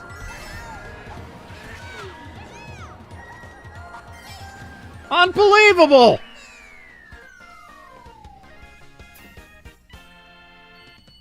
Lost again. Oh, come on! Well, I'm not even saying like millennials don't know anything. I'm just saying that it's a stereotype. It's not that they don't know anything. It's like millennials are seen, but compared to 80s kids, millennials are seen as people that, you know, go out and get their coffee and, you know, they like they like everything just so. We didn't have everything just so as 80s kids. There was like, dollar freeze pops. You could go out to the park for free, or you could, there's no... The generation that millennials grew up in is a completely different generation than 80s kids. Wow, they changed Generation Z. They said Generation Z is now 1997 to 2012. Born between those years? Born between 97 and 2012. See, they're changing the dates for everyone then. But look at, like, compared to Generation Z, millennials are, Gen X is now between 1965 to 1980. No. It's 1965 to 1985.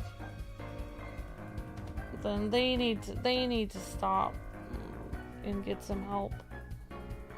It's till 85. Millennials now, they're saying, is 1981 to 1996. No. Well, are they trying to say that people born in 1981 who were 1981, if you're born in 1981, by the time the year 2000 hit, you would have been 19 years old.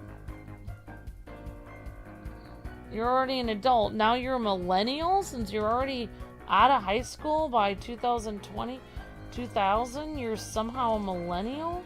Yep, and Gen A is starts in 2010 and it went till 2024. Generation B started in 2025. But how can they change the date after people have already grown up and had commercials saying that they're part of Gen X their whole life? Then randomly at the age of 30, they're told, oh, now you're a millennial now. It's like, but my whole life I was always Generation X, so I'm not a millennial.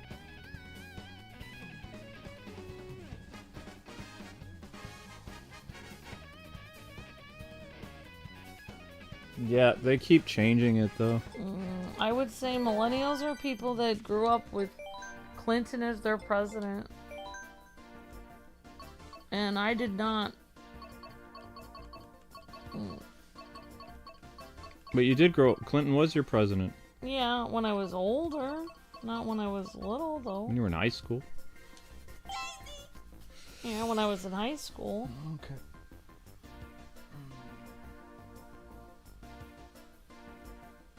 Ms. Deanna says, millennials technically are that because high schoolers graduated in the new millennium. Well, they told me I was Generation X my whole life, so that's what I'm calling myself. I can't keep changing who I am. And I've seen a lot of older people that are you know, and I don't feel like a millennial. I didn't grow up in the 90s. Well, I grew up in the 90s, but I did not grow up in the 2000s. Like, you know, I was already basically grown up. So I'm not a millennial, but it doesn't really matter. I mean, I don't really think it's ridiculous anyway, the whole idea of it. So, I mean, if people play into that, but it's ridiculous because why would I see commercials for being Generation X for 30 years and randomly they say I'm a millennial? Because it's funny because even when we saw the Flash, the thing I think of millennials, no offense, but, and I know not all millennials are like this, but it's like the Flash series with the people I think of millennials is Iris West on the Flash. She acts like a millennial. Like everything is about her lattes and her, you know, touchy feelingness and her fashion, and you know that we couldn't relate to that as 80s kids. We weren't like that. We didn't have lattes. We were wearing, you know, mom jeans and like, you know, there was no fashion like you know, if they want to put me in the category of millennial, but I'm not one, they put me in the wrong category because I didn't grow up with any of that. I didn't grow up with, nobody went to Starbucks or anything when I was younger. There was none of that. I didn't even have a cell phone until I was over like 24 or something. So I mean, I'm not anything like anyone in the millennial generation. There was no GPS when I grew up. Alright. So, I mean, I'm an 80s person, so I am a Generation X. They need to change that. That's inaccurate. Because I have zero in common with anyone who is a millennial.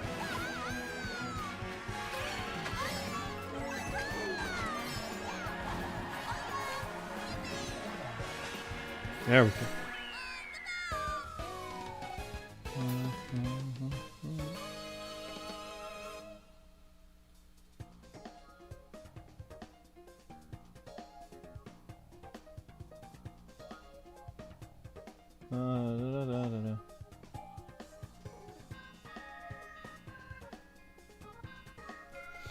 Okay.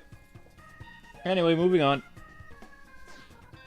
Okay, so we won the first race again. Now this race, we need to get second place at least.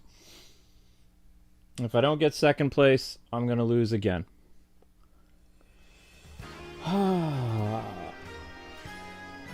Yep, we're moving on from the Gen talk though, guys.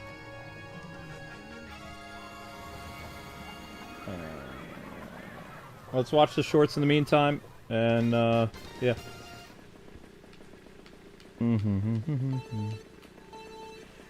Come on, Daisy. Come on, Daisy, you can do it. Oh, my goodness. Oh, it didn't work because he had a plant. Well, that's not good. Stay away from me. If I can stay in the top 3 this entire race, I have a shot.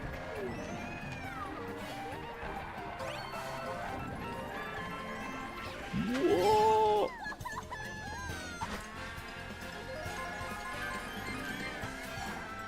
What?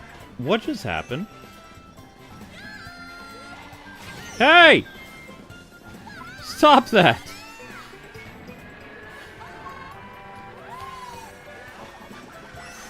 Whoa. First, I just need to save that mushroom. And I can do this! There we go. Okay, what was that?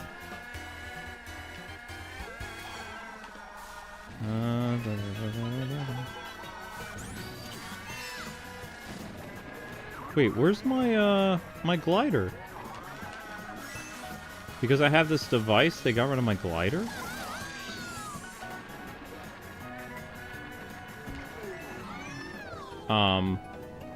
What?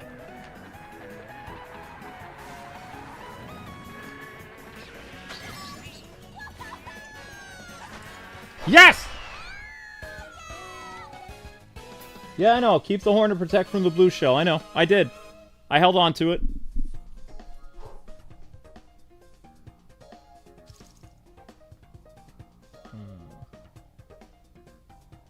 Who is my favorite Mario character? Luigi. Then Daisy. Da, da, da, da, da.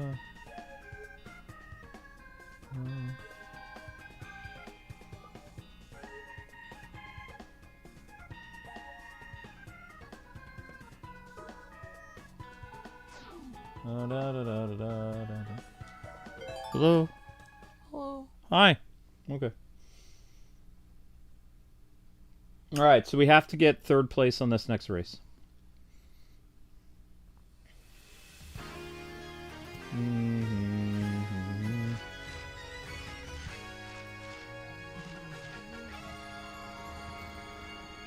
Top speed will kill you? Okay. I'm doing the best I can.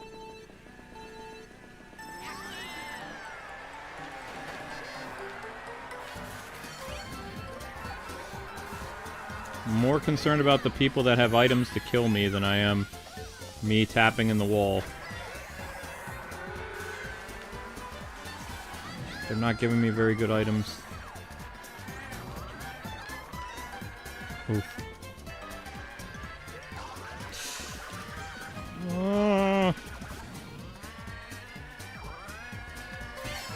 Where did they come from? Whoa!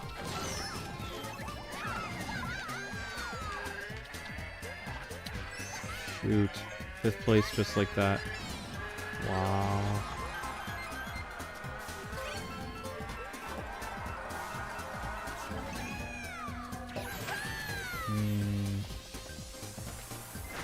No! Can't get 6th place. Gotta stay in the running.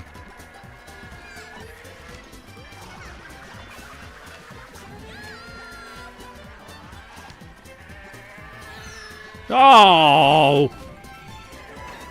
Great, yeah, that's gonna help out. No, it's not. Just like that, back to 6th place again. Sounds brutal. Come on, waste all those shells. Get rid of them. Get rid of them. Use them. Use them. Use them. Not on me!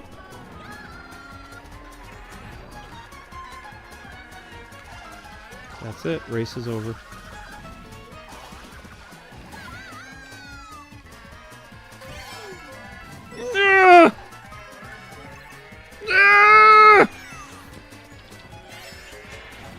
Dang it!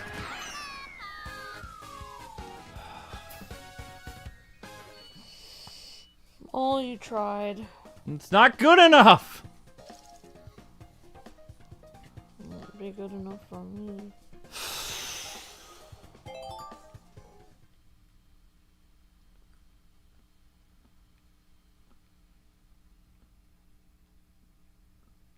The computer knows you wanted to win. Well, yeah. But of course. Everyone wants to win. I appreciate 90s and 80s kids and early 2000s. Those were my favorite years. The world didn't start to get really messed up until after 2012.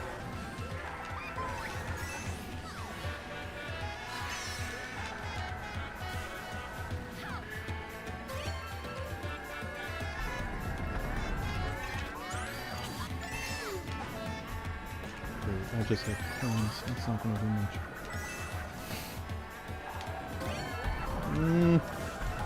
Oh no.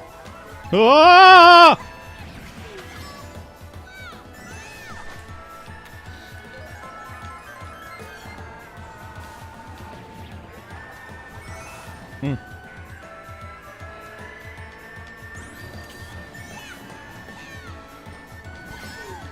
Oh no. Such a good run going, and then I screwed it up.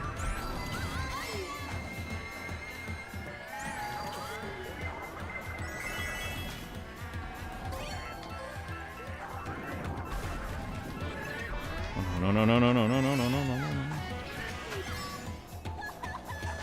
Sorry, I messed it up. It's okay. Still alive, sort of.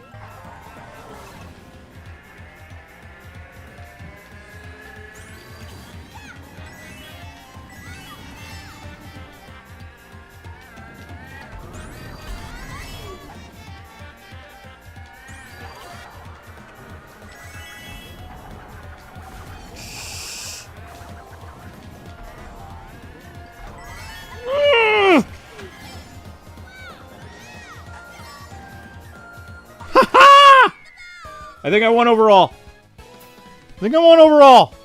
Yeah! There we go. Woo! Nice job, honey. That's one gold star, goldness. That's a victory.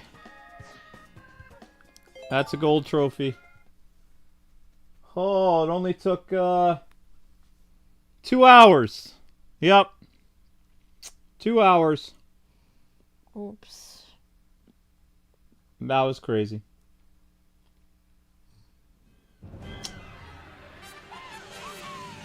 I don't want to do that again.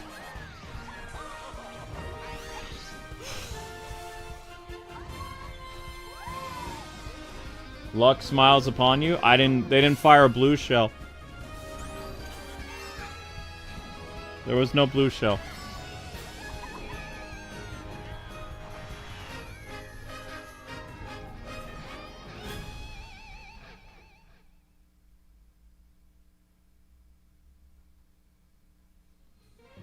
Good enough. I don't care about the best rank. 1 star is good enough for me. Huh. I'll take it. Good enough. Good enough. Remember, I don't have any DLC. So I'm using only things that you can unlock in the base game. Which makes this even harder. Yeah, it probably does make it harder, to be honest. No Mercedes, no Blue Falcon, none of the DLC cars that have better specs. Just stuff that's in the game. Yikes. Whoops.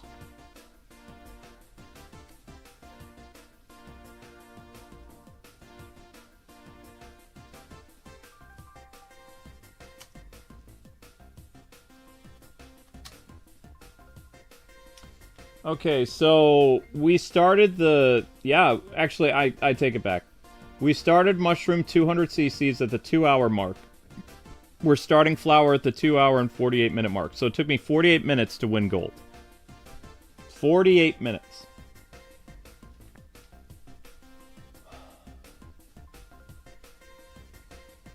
Great job.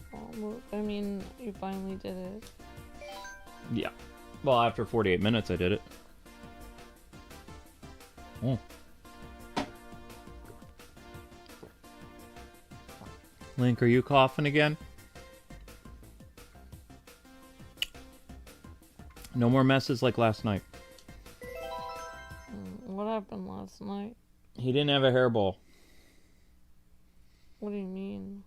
Actual cat vomit. Whoa. Mm-hmm. And it smelled really bad. Sorry. It's okay, I had to clean it up, but I was nauseous the rest of the night. That's why I had problems on the Scooby-Doo stream, is I was already nauseous. I didn't know that. You didn't even tell me. Well, I'm surprised you didn't smell it, but I aired out the house. Well, I didn't know you did all that. Yep. It was right over there on the welcome mat. I am sorry. At least he had the audacity, he did it on something that was easy to clean it up.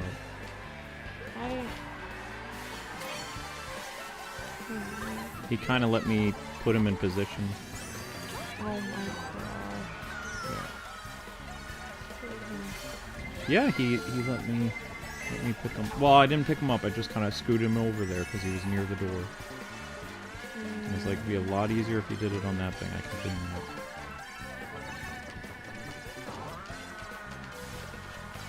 Why are you staring at us, Link?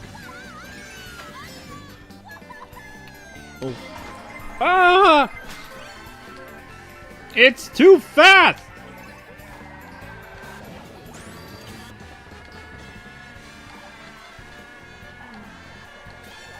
Oh no. Blue shell, stay away from me! Wow, the blue shell even took a while to hit that guy.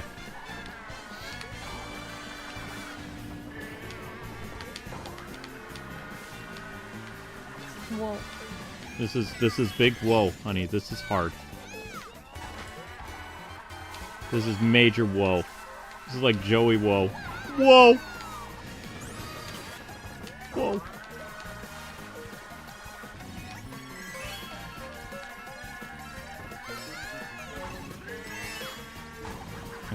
Shoot.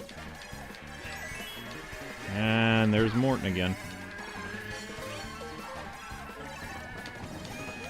Link, be good. He's fine. He's just walking around it. Got it! That's 2!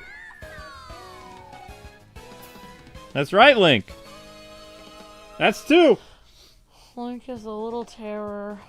He is a little terror.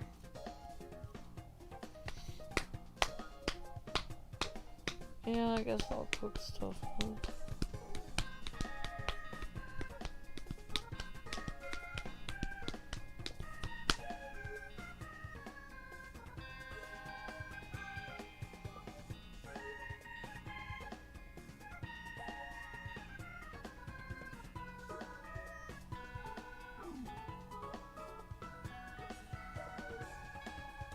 You didn't see me this locked in before? What do you mean?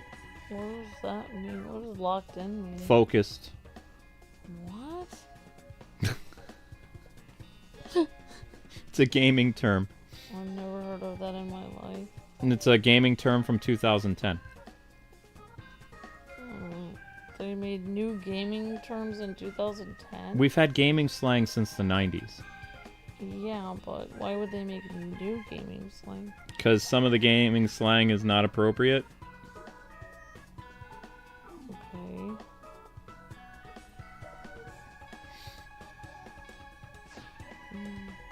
Well, I mean, it's not appropriate for today's standards. I don't know. Well, let's see. The word Okay, used... I know.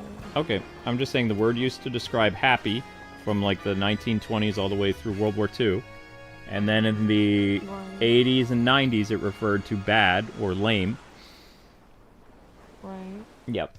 Primarily used by gamers. Yeah. And then in the 2000s, it became taboo to say it. Well, actually, not 2000. 2010s. Taboo. Linky! I'm trying to... Doggone it. This race is over. Linky, what are you doing? You don't usually climb up there, boy. What's going on? Ah! Link, you messed up my race, guy. What are you doing? You're not jumping over here, are you? No, no, no. What? Oh, why? Not now. We'll go over quick. I came to say hi. Go over quick. Pick a lane and lie down. Stay in your lane, Link. Just choose a place. You messed up my race. Don't jump on me. Oh! I said don't jump! Especially I'm having problems with that kidney thing or whatever it is. Don't apply pressure there. You have really terrible timing. You know that? I think this is over, Link. I don't think we're gonna qualify at all. No, it's your fault. Just saying that. I can't believe you would blame it. No, I'm totally blaming him because he jumped on me in the middle of my race. Just trying to concentrate and then wham. Don't you start coughing on me on top of that. Do not. He likes coughing. No, he shouldn't be coughing. It's his favorite thing to do. No, it's not. Link doesn't normally have hairballs or vomit. Thank you for sharing. You're welcome. He's not that kind of cat.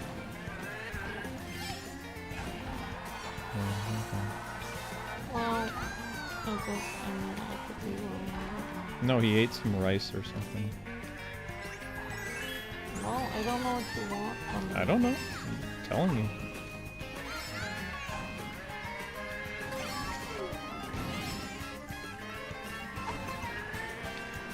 Well, second's not bad. If I can hold it.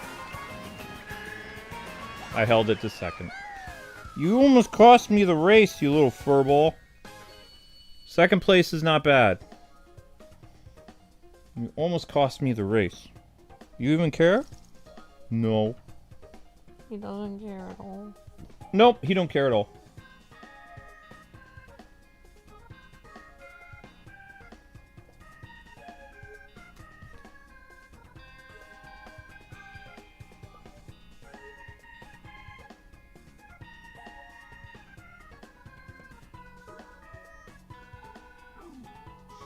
I already told you, Silver Cloud, or whoever, Silver Sonic. There is no DLC record for purchasing the DLC on this system. It's gone. Yeah, erased it. All of my virtual console and all my, like, digital games that I downloaded are there, but some of the save data and the DLC is gone. I don't know what happened. It's just gone. It's like it went back to factory reset. There's no record of me purchasing it. When I tried to re-download the DLC, and I had the internet connected to this system a few days ago, it told me I had to pay for it, and they said, we're sorry, it's no longer available. So it's reading it as I've never bought it. When I did buy it, because obviously this is the system we showed it on 10 years ago, it's just gone. Yep. It's not listed in the re-download feature. It's not there. The only re-download stuff it shows is like Nintendo DS games and like other stuff that we obviously purchased, but no DLC is listed. It's gone. I don't know what happened. I have no idea. It's not... I mean, this was the system we weren't very active, like, playing this Wii U for, like, 5 years. The Wii U that we were using for everybody's streams and stuff, like where Zack and Wiki is and all that other stuff, is Amber's Wii U. This is my Wii U. I had to get this out of the basement. Or not the basement. I had to get this out of the office. Amber's Wii U is the one that it's even the one that I'm using for, like, all my Wii games, like, Zack and Wiki, Last Story, all that stuff. Because it's a pain to configure remote controls to that, so there are 2 remote controls that are connected to Amber's Wii U. That is very easy to connect. The one thing I hated about the Wii U, it was so hard to get controllers to configure onto it. It would never work properly. It was a lot easier to get Wii to recognize other, like, new controllers on the original Wii. On the Wii U, it's a pain in the neck. I can't even get it to recognize the other Wii U gamepad. So the Wii U gamepad is connected still to mine since Arkham Origins, and that's what I'm using right now. But I can't get a Wii U gamepad to work on Amber's. Well, I'm gonna make my own term. I'm gonna call people that are from the 80s, 90s, and You're still on this? early 2000s. I'm gonna call them the Revolution. Gaming and computer revolution era. Okay, just let it go, sweetie. I have let it go. Then why'd you bring it up again? I just decided what I'm gonna do and make my own thing. Okay. But we moved past that like 40 minutes ago almost. I'm just letting you know. Okay. Oh, I thought that was a coin. Shoot. Well, Link, it's over. And mostly it's your fault. It's like, you always blame me because I'm the cutest person in the family. No, Amber's the cutest. You're a cat. Wow, you have changed so much. No, cats are cute, but like, always you were the said cutest that- human. No, you said, listen back to all your videos. You said humans can't compete with cats. Cats will always be cuter. You used to constantly talk to the cats and be like, oh, you're so cute. And I'm like, what about me? And you're like, you're just a human. You can't be as cute as a cat. He used to say that to me all the time on old videos. It's interesting, completely different. You are an alternate Earth. We're in an alternate Earth. Where you're completely different. I don't understand it.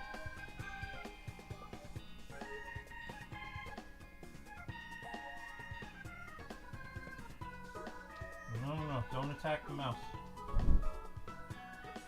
And you can lie there, okay? There you go. I can't have you climbing all over my tum-tum. Capiche? I'm not climbing on your stomach. Did I say Amber, don't climb on my tum-tum? I said Link. You just said don't climb on my tum-tum. Why are you rearranging those? What does that do? I don't want to talk about it on the air. Okay.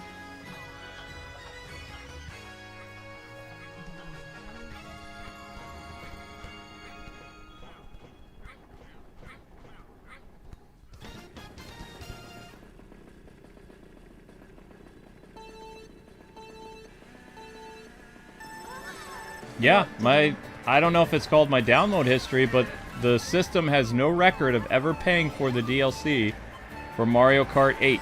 It doesn't exist. And it won't let me rebuy it either because you can't rebuy it anymore. Yep. I've heard this happen to a bunch of people who've updated their Wii U after 2022. There was an update that Nintendo put out in 2022 to help with something, and it forced me to download it. Amber's system never had the DLC, so there's even some games I had to actually connect to the internet again so it would even let me play Mario Kart 8, because it wasn't going to let me. So Amber and I were just going to cover it on her system. But her system didn't have access to the 200cc. So... oh my gosh. A lot of good that ability did. That's why I was so bummed and I made that video. It was like, all my stuff is gone. I was like, how did that even happen? It's like what happened with my PS3. It's almost back to a factory default. Except, like, I didn't have to log back into my account to play the digital download games like the PS3 made me. PS3 made me reconnect to the internet just to enable all the downloadable games we downloaded over the years for that system. Just super pain in the neck.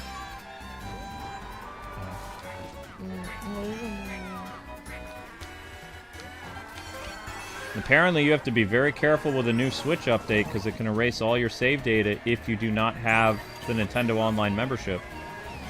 A content creator on YouTube who does RPGs just found out the hard way that he was never connected to the cloud. So when Nintendo did their latest update for that game share or whatever it's called, I don't know what it's called. Some type of like game sharing thing that's on Switch now. I don't know. We have it, but I haven't used it. But anyway, all his RPG data of every game he ever covered on his channel is gone. And people are like, well, why didn't you just have the Nintendo Online service? He says, I'm not going to pay for online. So he lost everything. Sometimes updates ruin your system. They just do. Shoot. It's really messed up. Well, we got third. Sorry that happened to him.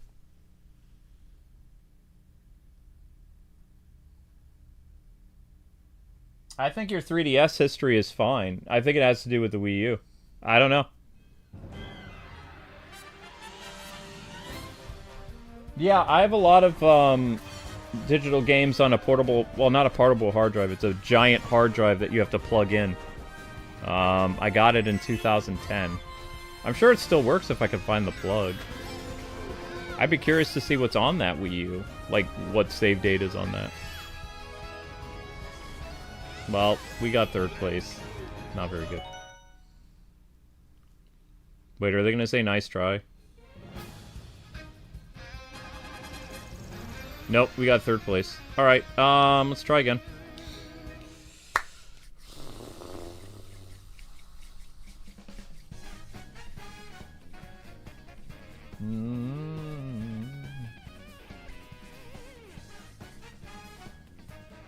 You got run over by bananas? Yeah, probably. Let's try one more time.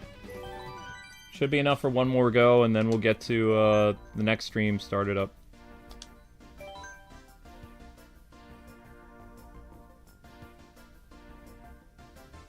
Yeah, you can download all the content that you paid for, and you're supposed to be able to re-download, like, DLC. But the DLC is gone. I'm pretty sure the DLC is gone for Arkham as well. But all our Virtual Console and other downloads are fine. So I don't know what it is. I don't know. I'm not a tech guy. All I know is my PS3 is messed up, and it's losing the ability for it to, you know, every time I turn on, it says something with the date and the time and the schedule or whatever. Like what year it is. It always goes back to 2012. And with the Wii U, I don't even think I had that much DLC to begin with. Because they didn't offer a lot of DLC for games on the Wii U. I don't believe so. There was Mario Kart and there was a couple other games that had DLC, like maybe Splatoon and Smash Brothers, but that's about it. I'd be curious to know what happened to original Smash Brothers Wii U and 3DS. I don't think I wanna. I paid for all those characters. They could be gone forever too, I don't know. I hope not. I hope not.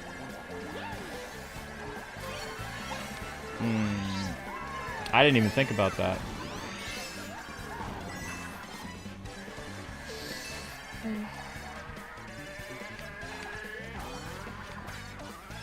Well, it doesn't matter, the Smash Brothers Wii U and 3DS. The better version of that anyway is Smash Brothers Ultimate, which is basically Wii U and 3DS except Extreme. Actually, hey guys, does the Wii U and 3DS have the same stuff as the Smash Brothers Ultimate? Or does it have all new stages? I can't remember. Ouch.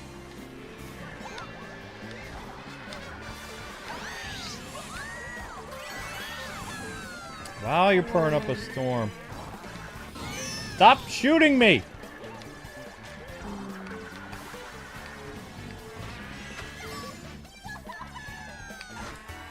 Oh, wow. Yeah.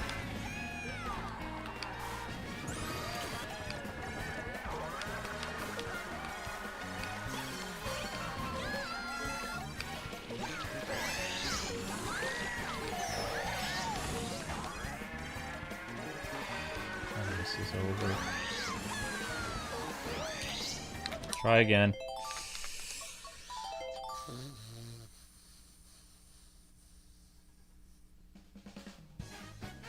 They'll let people re-download their stuff. I just don't know why my DLC got erased. That's weird.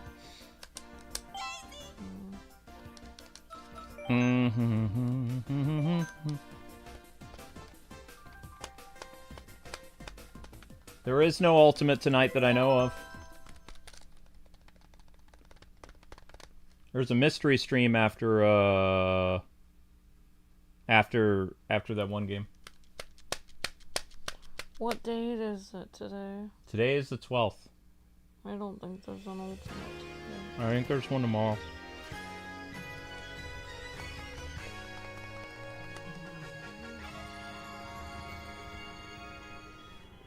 No, that's not true, OH. No. You can re-download games you paid for. It's in the re-download section. There are several games I could re-download if I freed up space, so it gives me the option to re-download them. There's no list for the DLC, though, that I can see. It's blank for where it says DLC. You can re-download the games you paid for. Every game that I've ever paid for on this, I call this a Switch. Every game I've paid for on both Wii U's, I can re-download if I can connect to the internet, and if I have space on my system. I don't have space on my system, which is why I had that giant portable hard drive thingy. Because all those games are on there, but I don't even remember how to connect that thing. Maybe somehow the DLC is connected to that giant portable hard drive. That could be something. Like, maybe the system is looking for stuff and it can't find it? Yeah, it's possible. Because we did used to have that thing hooked up all the time. Well, if you pay for it, Yeah, if you Would paid make for it, sense, it would be like- in the re-download section. Yeah, that's what I was thinking too. Even if it was on the, it should be able, it should be on your account that you paid for. But more people are running into the same problem that I had with my PS3, where it's getting, I wouldn't say bricked, but it's having problems. Out of my way, Peachy! You don't got it. What? You jerk!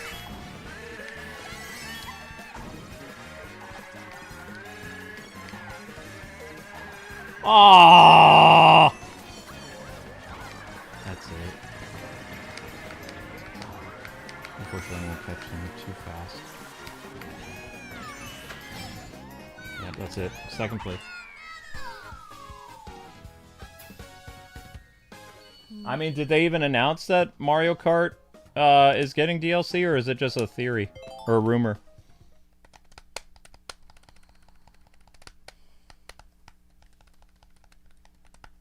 Yeah, I'll have to try to buy a plug for the drive, because I don't have it anymore.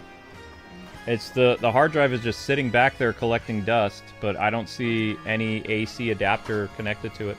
Thank you everyone for watching the shorts. Miss Deanna and everyone. Silver Sonic and all you guys and gals. Thanks for the help. And Vic and everybody. I appreciate that. Well, the good news is this isn't going to be a 4-hour stream. That's always good. We just have to go until we hit 1,000. Almost there. I haven't decided if I'm doing more of 200cc tomorrow or not. I don't like it. Yeah, I think I want to do 2-player.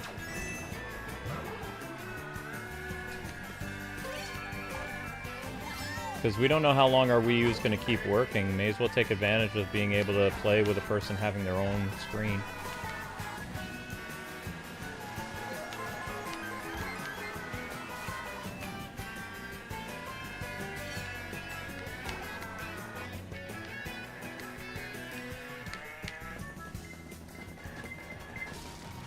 I don't think so.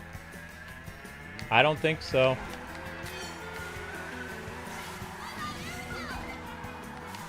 No, babe.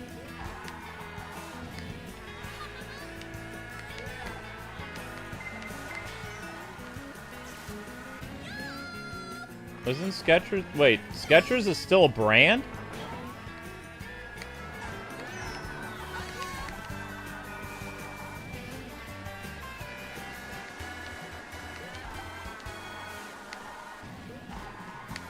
Ah!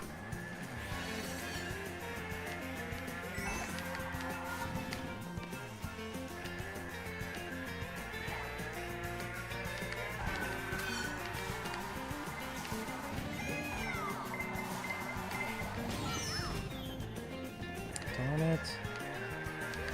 Honey, not now.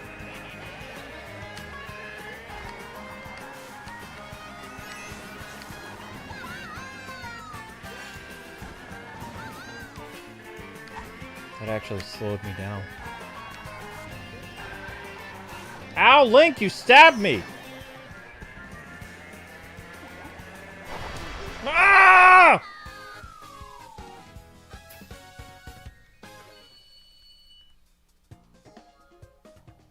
Skechers is still a brand? I haven't seen commercials for Skechers in a long time. I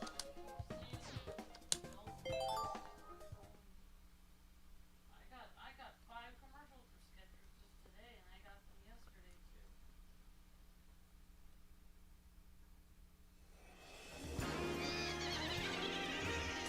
But what do they count as doing mods for the Switch 2? Like, what do they mean? And what happens if they brick your system in error? That's what I'm concerned about. Like, how do they determine that? Technically, emulation is modding. Yeah, what if your system has an error and Nintendo counts that as, like, you committed some type of, like, cardinal sin to them and they brick your system? You come across a game-breaking glitch and they think you modified your system.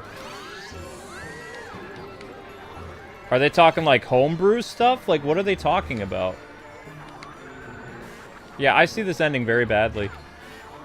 And are they bricking your account or are they bricking your system? Because if they brick your account, you'll never be able to buy another Nintendo, like, Switch 2. You'd have to start over again with a brand new account.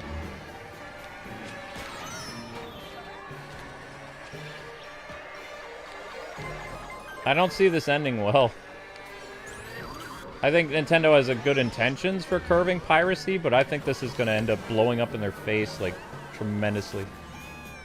I don't think it's a wise idea.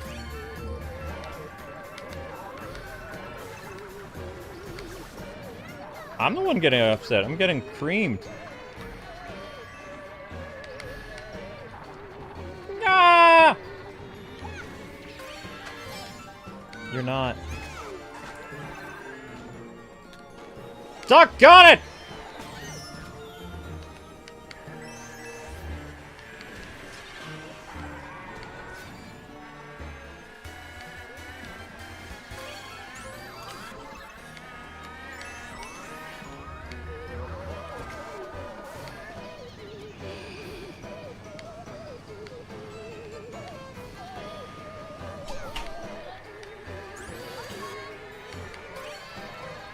Sorry, honey, I thought I put it away. I was kind of overwhelmed with stuff. I can't do this!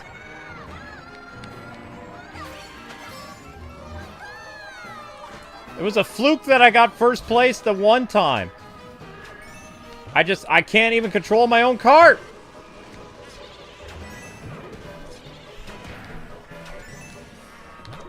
I'm done. I'm done for the day. Rage quit. Where's my thingy? I need my hoodie. I don't know where your hoodie is. We can look for it on the break. Well, guys, I tried, but it didn't really do very well. I got destroyed.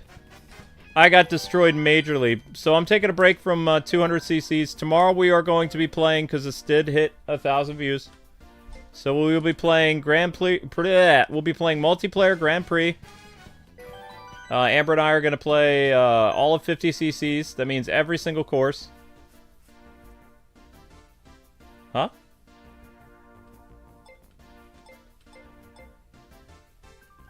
Why does it have stuff? Wait.